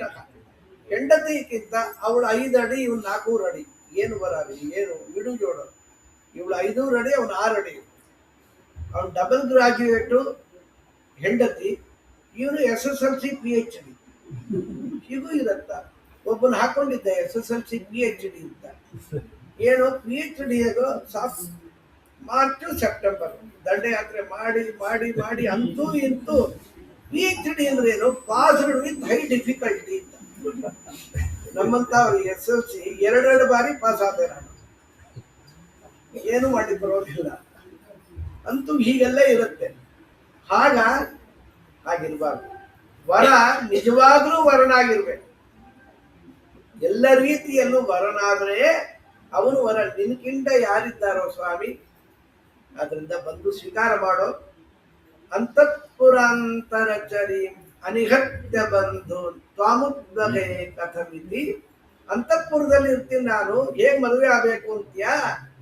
ಅದೇನು ಕಡ್ಡವಿಲ್ಲ ಸ್ವಾಮಿ. ಪೂರ್ವೇ ಕಿರತಿ ಮಹತಿ ಕುಲದೇವಿ ಯಾತ್ರಾ ಗಿರಿಜಾಮುಪೇಯ. ನಾನು ಪಾರ್ವತಿ ಗುಡಿಗೆ ಹೋಗಿರ್ತೀನಿ. ನಮ್ಮದು ಒಂದು ನಮ್ಮ ಮಾಧ್ವರೆಲ್ಲ ಅಟ್ಟೆ. ಗೌರಿ ಪೂಜೆ ಆಗದೆ ಮಾಂಗಲ್ಯ ಬಂಧನ ಇಲ್ಲೇ ಇಲ್ಲ. ಕುಲದೇವಿ ಯಾತ್ರ ಅಲ್ಲಿ ಹೋಗಿರ್ತೀನಿ. ಹೆಚ್ಚಿನ ಸೈನ್ಯಗಳಿರೋದಿಲ್ಲ, ನನ್ನ ಬಂದು ಕರ್ಕೊಂಡು ಹೋಗ್ಬಿಡು ನೀನು ಅಂದ ಕೂಡಲೇ, ನೀನು ಬರ್ಲಿಲ್ವೋ ವ್ರತಕೃಷ ಶತ ಜನ್ಮ ಭಿತ್ಸ್ಯಾಂ, ವ್ರತ ನಿಯಮ ಎಲ್ಲ ಮಾಡಿ 100 ಜನ್ಮದಲ್ಲಿ ನಿನ್ನನ್ನೇ ಪಡೆಯೋದೇ ಹೊರತು ಇವನು ಪತ್ನಿ ಆಗೋದು ಸ್ವಾಮಿ ಊಹಾತೀತ, ಸಾಧ್ಯವೇ ಇಲ್ಲ ಅಂತ ಬ್ರಾಹ್ಮಣನ ಕೈ ಕುಲುಕಿದನಂತೆ. ಪತ್ರ ತಂದ, ಭೈಷ್ಮಿ ಕರಗ್ರಹಣ ಮೇಚ ಕರಿಷ್ಯತಿ ಕಿಮಾಶ್ರಿತ ಪಕ್ಷಪಾತಿ. ಪತ್ರ ತಂದ ಬ್ರಾಹ್ಮಣನ ಕೈಯೇ ಕುಲುಕಿದ ದೇವರು ಇನ್ನ ರುಕ್ಮಿಣಿಯನ್ನ ಕೈ ಬಿಡ್ತಾನೆಯಾ ಅಂತ ರಾಜ ರುಕ್ಮಿಣಿ ವಿಜಯದಲ್ಲಿ ದೇವರು ಹಾಗೆ ಹೊರಟ. ಬಲರಾಮ್ ದೇವರು ವಿಚಾರ ಮಾಡಿದ್ರು, ಸರಿ ನನ್ನ ತಮ್ಮ ಒಬ್ಬನೇ ಹೊರಟಿಯಾನೆ, ಆಚಾರ ಕೂಡಿಸ್ಕೊಂಡು ಎಲ್ಲಿ ಹೋಗಿ ಏನ್ ಜಗಳ ಆಡ್ತಾನ ಅವನಿಗೊಂದಿಷ್ಟು ಸಹಾಯ ಮಾಡಬೇಕು ಅಂತ ಸೈನ್ಯ ಸಮೇತವಾಗಿ ಅವರು ಹೊರಟು. ದಾರುಕ ಸಿದ್ಧ ಮಾಡು ರಥ ಅಂತ ಹೇಳಿ ಕೂಡಿಸ್ಕೊಂಡು ಹೊರಟ್ಬಿಟ್ರು. ರಥದಲ್ಲಿ ಈ ಮೈಸೂರಲ್ಲಿ ಯಾವುದೋ ಒಂದು ಗೋವರ್ಧನ ಪರ್ವತ ಎತ್ತಿದ್ದು ಎಲ್ಲೋ ನೋಡ್ಕೊಂಡ್ ಬಂದಿದೆ. ಕೆಲವರು ಗೋಪಾಲಕರೆಲ್ಲ ಕೋಲ್ ಕೊಟ್ಟಿದೆ. ನಾನು ನೋಡಿದ್ ನೆನಪು, ಅಲ್ಲೋ ಎಲ್ಲೋ ದೇವ್ರಿಗೆ ಕೈ ಸೋತೋಗತ್ತೆ ಅನ್ಕೊಂಡು ಬೆಟ್ಟ ಹೊರಲಿಕ್ಕೋಸ್ಕರ ದೇವ್ರು ಹೀಗೆ ಎತ್ತಿದ್ರೆ ಅಲ್ಲಲ್ಲಿ ಕೋಲ್ ಇಟ್ಕೊಂಡು ಗೋಪಾಲಕರುಗಳು ಇಟ್ಕೊಂಡಿದ್ರಲ್ಲ, ಹಾಗೆ ದೇವರು ಸಹಾಯ ಮಾಡ್ತೀವಿ ಅಂತ ಅನ್ಕೊಂಡ್ಬಿಡ್ತಾರಲ್ಲಿ. ದೇವಿ ನೋಡ್ತಾ ಇದ್ದಾಳೆ, ಆ ಬ್ರಾಹ್ಮಣ ಇನ್ನು ಬಂದಿಲ್ಲ, ದೇವ್ರ ಅಡ್ರೆಸ್ ಇಲ್ಲ, ಯಾಕೆ ಇಷ್ಟಡ ಅಂತ ಏನೋ ಆಶ್ಚರ್ಯ. ಅಂದ್ರೆ ಅವಳು ಚಿಂತಾಕ್ರಾಂತಳಾಗಿಬಿಟ್ಲು. ಆ ಗೌರಿಯು ನನ್ನ ಮೇಲೆ ವಿಮುಖಳಾಗಿದ್ದಾಳ ಅಂತಾಳೆ. ಅಜ್ಜಿ ಮದುವೆಗೆ ಮೊಮ್ಮಗಳ ಆಶೀರ್ವಾದ ಬೇಕಾಗಿದೆ ನೋಡಿ. ಇಲ್ಲೆಲ್ಲ ವಿಡಂಬನೆಯಲ್ಲಿ ಏನ್ ಬೇಕಾದ್ರೆ ನಡೆಯುತ್ತದೆ. ಪನ್ನಗ ಧರನ ರಾಣಿ ಪರಮ ಪಾವನಿ ಪುಣ್ಯ ಫಲ ಪ್ರದಾಯಿನಿ ಪನ್ನಗ ವೇಣಿ ಶರ್ವಾಣಿ ಕೋಕಿಲಾವಾಣಿ ಉನ್ನತ ಗುಣದ ಸುಶ್ರೇಣಿ ಎನ್ನ ಮನದ ಅಭಿಮಾನಿ ದೇವತೆಯೇ ಸ್ವರ್ಣಗಿರಿ ಸಂಪನ್ನೆ ಭಾಗ್ಯನಿಧಿ ನಿನ್ನ ಮಹಿಮೆಯನು ನಾ ಬಣ್ಣಿಸಲಳವೆ ಪ್ರಸನ್ನವದನಳೆ ಉಮಾ ಕಾತ್ಯಾಯಿನಿ ಗೌರಿ ದಾಕ್ಷಾಯಿಣಿ ಶಿವವಂತಗಿರಿಯ ಕುಮಾರಿ ರಮಯ ರಚನ ಪದ ಕಮಲ ಮಧಿಪನಿತ ಅಮರ ವಂದಿತ ಗಜಗಮನೆ ಭವಾನಿ ಉಮಾ ಕಾತ್ಯಾಯಿನಿ ಗೌರಿ. ದೇವರು ಊರು ಒಳಗೆ ಪ್ರವೇಶ, ಊರು ಹೊರಗೆ ಇದೆ ಪಾರ್ವತಿ ಗುಡಿಗೆ. ಊರು ದಾಟಿ ಬರಬೇಕಾಗಿತ್ತು. ಬರುವ ವೇಳೆಗೆ ಊರಿನ ಜನಗಳೆಲ್ಲ ನೋಡಿದ್ರು, ಹೇಗಿದ್ದಾನಪ್ಪ ಪುರಾಣ ದೇವ್ರ ಪ್ರತಿಮೆ ನೋಡಿದ್ರೆ ನಾವು ಮಾತೇ ಹೊರಡೋದಿಲ್ಲ. ಸಚ್ಚಿದಾನಂದ ಮೂರ್ತಿಯನ್ನು ನೋಡಿದಾಗ ಅವರ ಸ್ಥಿತಿ ಹೇಗಿರ್ಬೇಡ. ನಮ್ಮ ರಾಜಕುಮಾರಿ ಹೇಳಿ ಮಾಡಿಸಿದ ವರ ಇವನು. ಅಲ್ಲೂ ಕೋಡ್ಬಳಗಳೆಲ್ಲ ಹಾಕೊಂಡು ಕೂತಿದೆ, ಪುರೋಹಿತರ ಹತ್ರ ಜಗಳ ಆಡ್ತಾ ಕೂತಿಯ ಅನ್ನೋನು.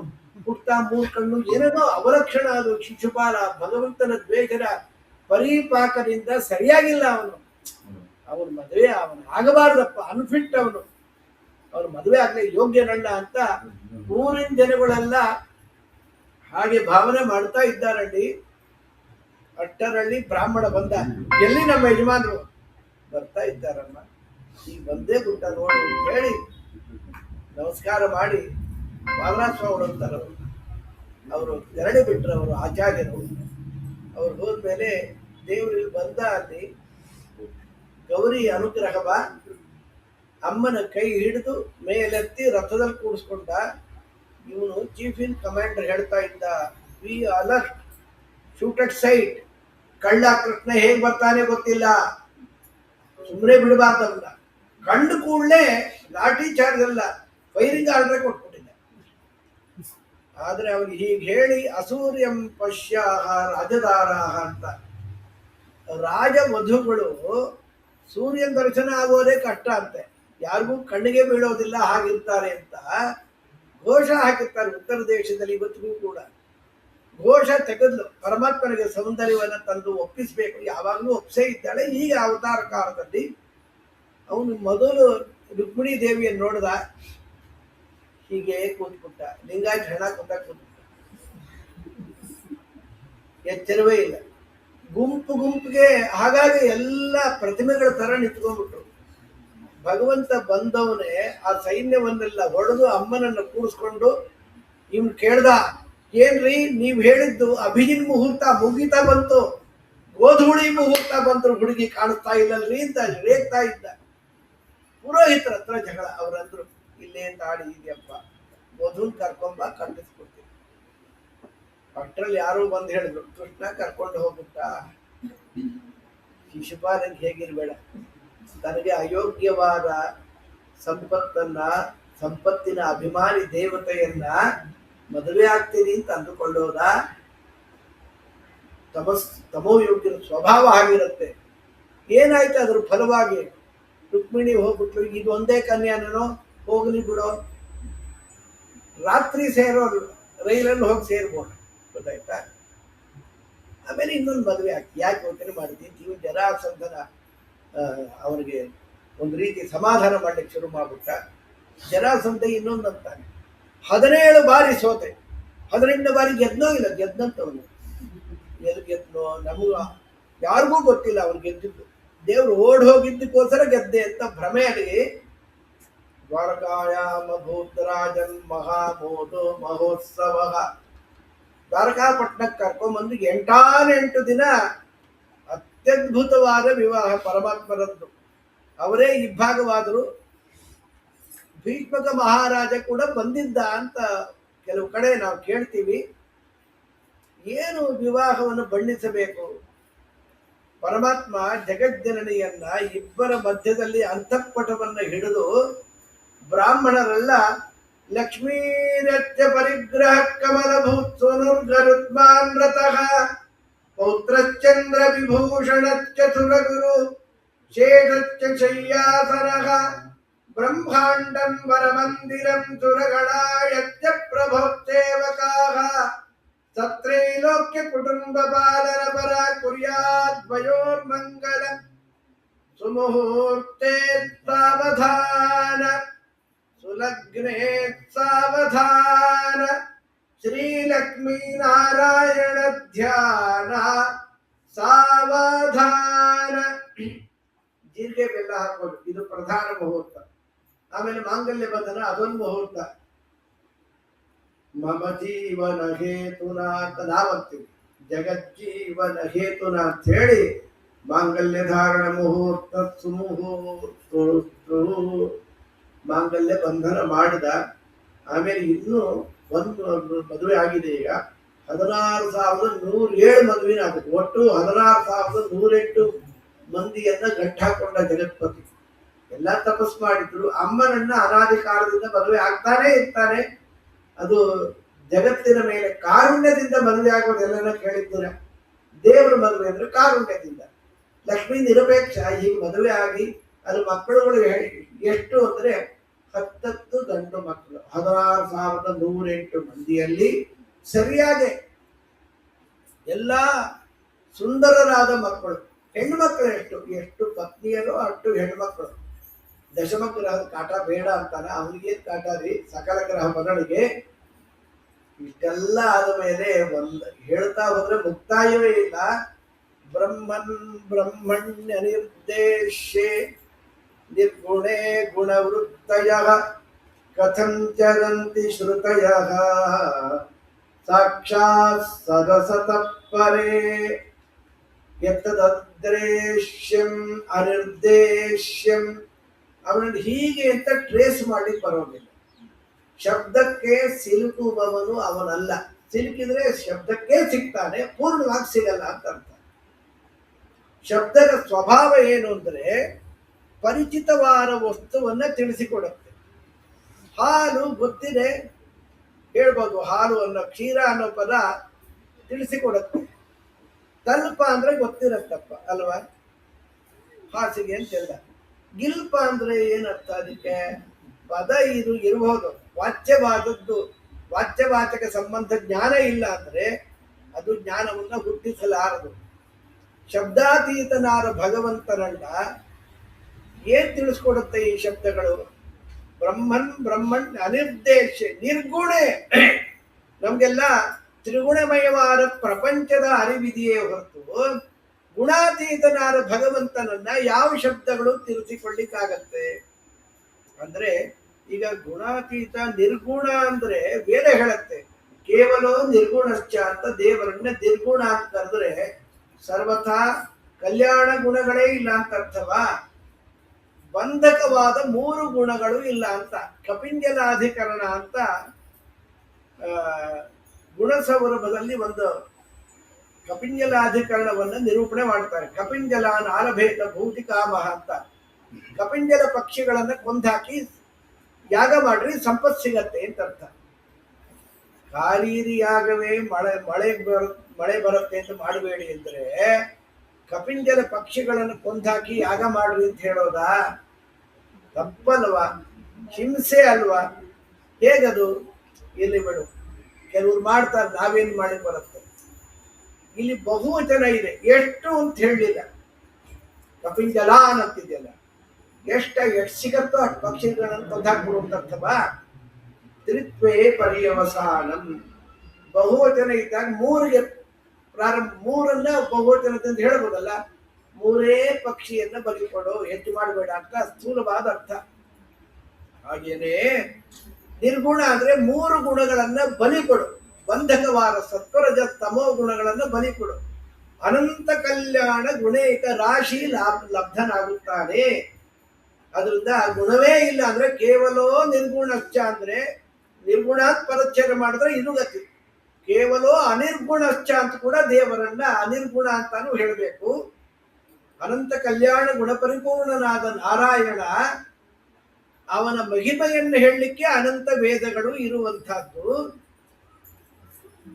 ಸಾಕ್ಷಾತ್ ಸರಸತ ಪರೆ ಅಂದ್ರಲ್ಲ, ಈ ವೇದಗಳ ಪ್ರವೃತ್ತಿ ಯಾತಕ್ಕೆ ಅಂದ್ರೆ ಭವಾಯ ಕಲ್ಯಾಣಕ್ಕೋಸ್ಕರ. ಇನ್ನೊಂದೇನು? ಶಬ್ದಗಳ ಪ್ರವೃತ್ತಿಗೋಸ್ಕರ. ಶಬ್ದಗಳ ಪ್ರವೃತ್ತಿ ದೇವರಲ್ಲೇ ಇರೋದು. ದೇವರನ್ನು ಇನ್ನೊಂದು 2 ನಿಮಿಷ, ದೇವರನ್ನು ಹೇಳದಿರುವ ಯಾವ ಪದವೂ ಇಲ್ಲ. ಜಯ ಜಯ ಜಗ್ ಗಜಾಮಜಿತ ದೋಷ ಗೃಹೀತ ಗುಣಾಂ ತ್ವಮಸಿ ಯದಾತ್ಮನ ಸಮವರುದ್ಧ ಸಮಸ್ತ ಭಗಃ ಅಜ ಜಗಲೋಕಸಾಂ ಅಖಿಲ ಶಕ್ತಿ ಅವಬೋಧಕತೆ ಕ್ವಚಿತ್ ಅಜಯಾತ್ಮನ ಅನುಚರತೋನುಚರೇನ್ ನಿಗಮಃ ಅಂತ ಹೇಳಿದ್ರೆ, ಭಾಗವತ ತಾತ್ಪರ್ಯದಲ್ಲಿ ಸರ್ವಜ್ಞಾಚಾರ್ಯರು ಮೂಲ ಶ್ರುತಿಯನ್ನ ಹೇಳ್ತಾರೆ. ಇಲ್ಲಿ ಜಯ ಜಯ ಹನಹನ ಪ್ರಕೃತಿಂ ದ್ರಾವಯ ದ್ರಾವಯ ಭಿಂದಿ ಭಿಂದಿ ದುಃಖಂ ತಮೋ ಅರತಿಂ ಅಜಿತ ಪರಮ ಪರೇಶಾನ ವಾಸುದೇವ ವೈಕುಂಠ ನಾರಾಯಣ ಹೃಷಿಕೇಶ ಅನಯಾಹಿ ಜೀವಗುಣ ವಿಸಂವೃತಾಃ ಅಧಿಸಂವೃತಾಃ ಏಷ ಹಿ ಅಜರಃ ಅಮರಃ ಅಧಿಶಕ್ತಿಮಾನ್ ಪರಾಭಾಸಃ ತ್ವಯಾ ತಥಾ ಅಧಿಸಂವಿಭಾವ್ಯಃ ಯತಃ ಪರಃ ಪರಮೇಶ್ವರಃ ಪರಜ್ಞಾನಃ ಪರಾನಂದಃ ಪರಯಶಃ ಪರಪ್ರವೃತ್ತಿಃ ತ್ವಂ ನಿತ್ಯಮೇವ ಸಂತೋಷಿ ರಮಾಯಾಃ ವಿರಿತ್ಯಸ್ಯ ರುದ್ರ ಇಂದ್ರ ಸೂರ್ಯ ಸೋಮ ಪ್ರಮುಖಾಣಾಂ ಅದಭ್ರಶಕ್ತಿ ದೋಷಿ ಪ್ರವರ್ತಕೋಸಿ ನಿವರ್ತಕೋಸಿ ಅನೋಸಿ ಅನಂತೋಸಿ ಸೃಜತೋ ಹಿ ತೇ ಶ್ರುತಯಃ ಅನುವರ್ತಂತೆ ನೈವ ಅಸೃಜತಃ ಕಂವಾ ವಿದಧತೆ ಕಂವಾ ನಿಷೇಧಂತಿ ಸ್ತುತಿ ಮಾತ್ರ ಏವತೆ ಸ್ಯು ಪ್ರಭೋ ವಿಭೋ ಸಮಾಸ್ವ ವ್ಯಾಸ್ವ ಉತ್ತಿಷ್ಠ ಪ್ರಚರ ವಿತರ ಸಂಧಿನು ಮಾತೇ ಕ್ಷಣೋ ಅತ್ಯಗಾತ್ ಅಂತ ಮೂಲ ಶ್ರುತಿಯನ್ನು ಸರ್ವಜ್ಞಾಚಾರ ಕೊಟ್ಟು ಇದರ ಅಭಿಪ್ರಾಯ, ನೀನು ಸರ್ವೋತ್ಕೃಷ್ಟನಾಗಿದ್ದಿ. ಜಗದ ಮುಂಚೂಣಿಯಲ್ಲಿರುವ ರಮಾ ಬ್ರಹ್ಮಾದಿಗಳಿಗೆ ಅಪಾರವಾದ ಶಕ್ತಿ ನೀ ಕೊಟ್ಟಿದ್ದಿ, ಅನುಗ್ರಹ ಮಾಡಿದ್ದಿ. ನೀನು ಮಾತ್ರ ಸ್ವತೋಸಿ, ನೀನೊಬ್ಬನೇ ಸ್ವತಂತ್ರನಾಗಿದ್ದಿ. ನಿನಗೆ ಯಾರ ಅನುಗ್ರಹ ಬೇಕಾಗಿಲ್ಲ. ನಿನ್ನ ಅನುಗ್ರಹ ಎಲ್ಲರಿಗೂ ಬೇಕು. ಸಂಸಾರದಲ್ಲಿ ಒದ್ದಾಡ್ತಾ ಇರ್ತಾರೆ, ಅವ್ರಿಗೆ ಚಿಕಿತ್ಸೆ ಯಾವುದು ಅಂತ ಕೂಡ ಗೊತ್ತಿಲ್ಲ. ಅಪಥ್ಯಗಳು ಬೇರೆ ಮಾಡ್ತಾ ಇರ್ತಾರೆ, ಪಾಪಗಳು ಮಾಡಿ ಯಾಕೋ ದೇವ್ರ ಕರುಣೆ ಇಲ್ಲ ಅಂತ ಬೇರೆ ದೇವರನ್ನೇ ಆಕ್ಷೇಪ ಮಾಡಿಬಿಡ್ತಾರೆ ಪ್ರಾರಬ್ಧಗಳು. ಅಂದ್ರೆ ಮುಕ್ತಿ ಯೋಗ್ಯರಾಗಿರ್ತಾರೆ. ಅವರನ್ನ ಉದ್ಧಾರವಾಗಬೇಕು ಅಂತ ಅಂಬರಣಿ ರೂಪದಿಂದ ಜಗಜ್ಜನನಿ ಸ್ತೋತ್ರ ಮಾಡಿದ್ದಾಳೆ ಭಗವಂತನನ್ನ. 20 ನಕ್ಷತ್ರ ಮಾಲಿಕೆಯಲ್ಲಿದೆ. ಈ ಒಂದು ಮಾತಿನ ಅಭಿಪ್ರಾಯ ಹೇಳ್ತಾ ಹೋದ್ರೆ 1 ಗಂಟೆ ಮಿನಿಮಮ್ ಆಗುತ್ತೆ. ನಮ್ಮಂತ ಅಜ್ಞಾನಿಗಳು ಹೇಳಿದ್ರೆ ಮುಕ್ತಾಯವೇ ಇಲ್ಲ ಇದಕ್ಕೆ, ಬೇಕಾದಷ್ಟು ಇದೆ. ಏಕಾದಶ ಸ್ಕಂದ ಮುಂದೆ ಬರುತ್ತಲ್ಲಿ.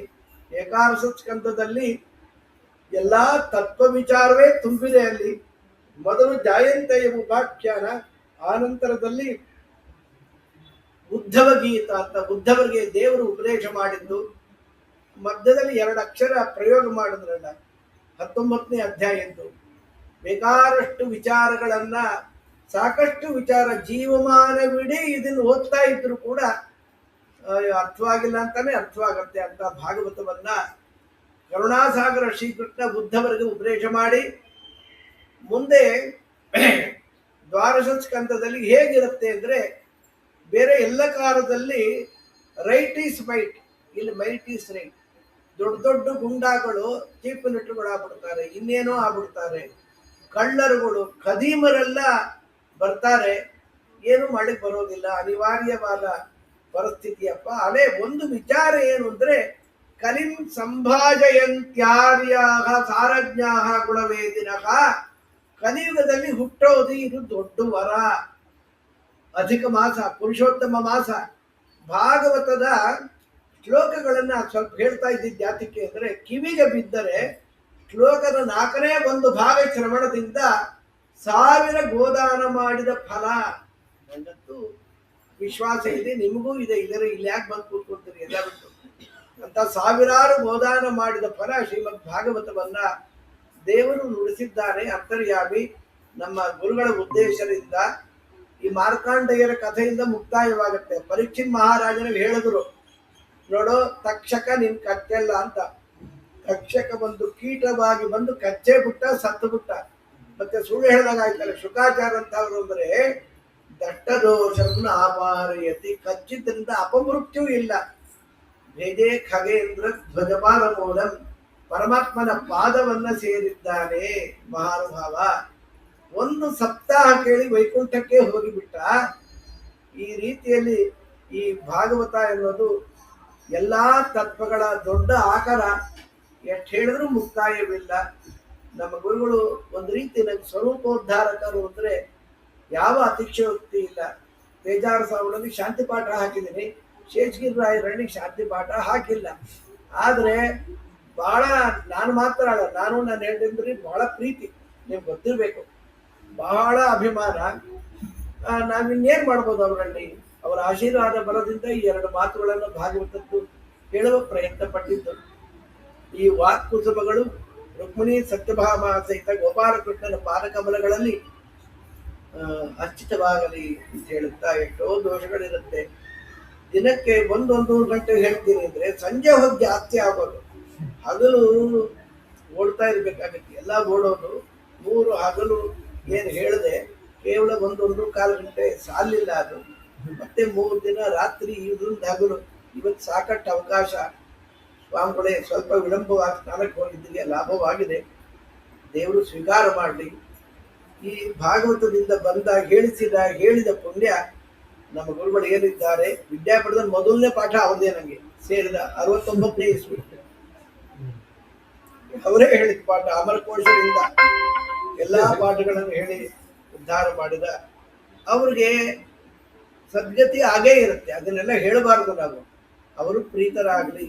ಅವರು ಪ್ರೀತರಾದ್ರೆ ದೇವರು ಪ್ರೀತನಾಗ್ತಾನೆ, ಮುಖ್ಯ ಪ್ರಾಣ ದೇವರು ಪ್ರೀತರಾಗುತ್ತಾರೆ. ಈ ಮಾತನ್ನ ಮತ್ತೊಮ್ಮೆ ಅಸ್ಮದ್ ಗುರುವಂತರ್ಗತ ಭಾರತೀಯ ರಮಣ ಮುಖ್ಯ ಪ್ರಾಣ ಅಂತರ್ಗತ ಪರಮ ಪೂಜ್ಯ ವೇದಾವ ಶ್ರೀಪಾದಂಗಳವರ ಉಪಕಾರವನ್ನು ಹೇಳಿದ್ರೆ ಮುಕ್ತಾಯವೇದಾರಿಗೆ ಅವರು ಗುರುಗಳು ವಿದ್ಯಾಮಾನ ತೀರ್ಥರು ಸತ್ಯಜ್ಞಾನರು ಕಡೆಗೆ ಹಂಸನಾಥ ಪರಮಾತ್ಮನ ತನಕ ಈ ಪುಣ್ಯ ರಾಶಿ ನಾವು ಕೊಟ್ಟರು ಕೊಡದೇ ಇದ್ರೂ ಹೋಗುತ್ತೆ. ಅನುಸಂಧಾನ ಆದರೂ ಮಾಡಿ ಜಯತೀರ್ಥ ಪ್ರಬಳನಾಗಿದ್ದಾನೆ. ನನ್ನ ಗುರುಪುತ್ರ ಅವನು. ನೀವು ಅನ್ಬೇಕು, ನಂಗೆ ಅಭ್ಯಾಸ ಇಲ್ಲ, ಏನ್ ಮಕ್ಕಳಿಂದ ನೋಡ್ಬಿಟ್ಟಿದ್ದೀವಲ್ಲ. ಮತ್ತೊಮ್ಮೆ ಶ್ರೀ ಹರಿಪ್ರಿಯತಾಂ ಸರ್ವೇ ಜನ ಸುಖಿನೋ ಭವಂತು, ಸಮಸ್ತ ಸನ್ಮಂಗಲಾನಿ ಭವಂತು. ಶ್ರೀ ಹರಿಪ್ರಿಯತಾಂ.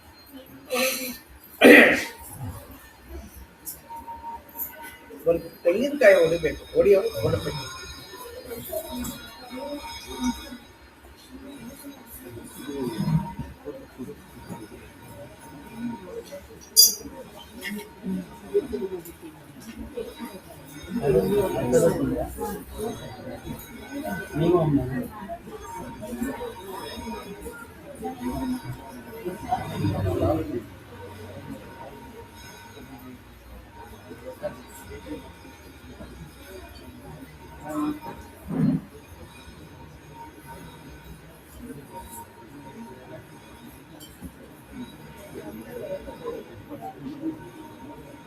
ಹೇಳ್ತಾರೆ ಅಪ್ಪ ಹೇಳ್ತಾರೆ ಹೇಳ್ದೆ.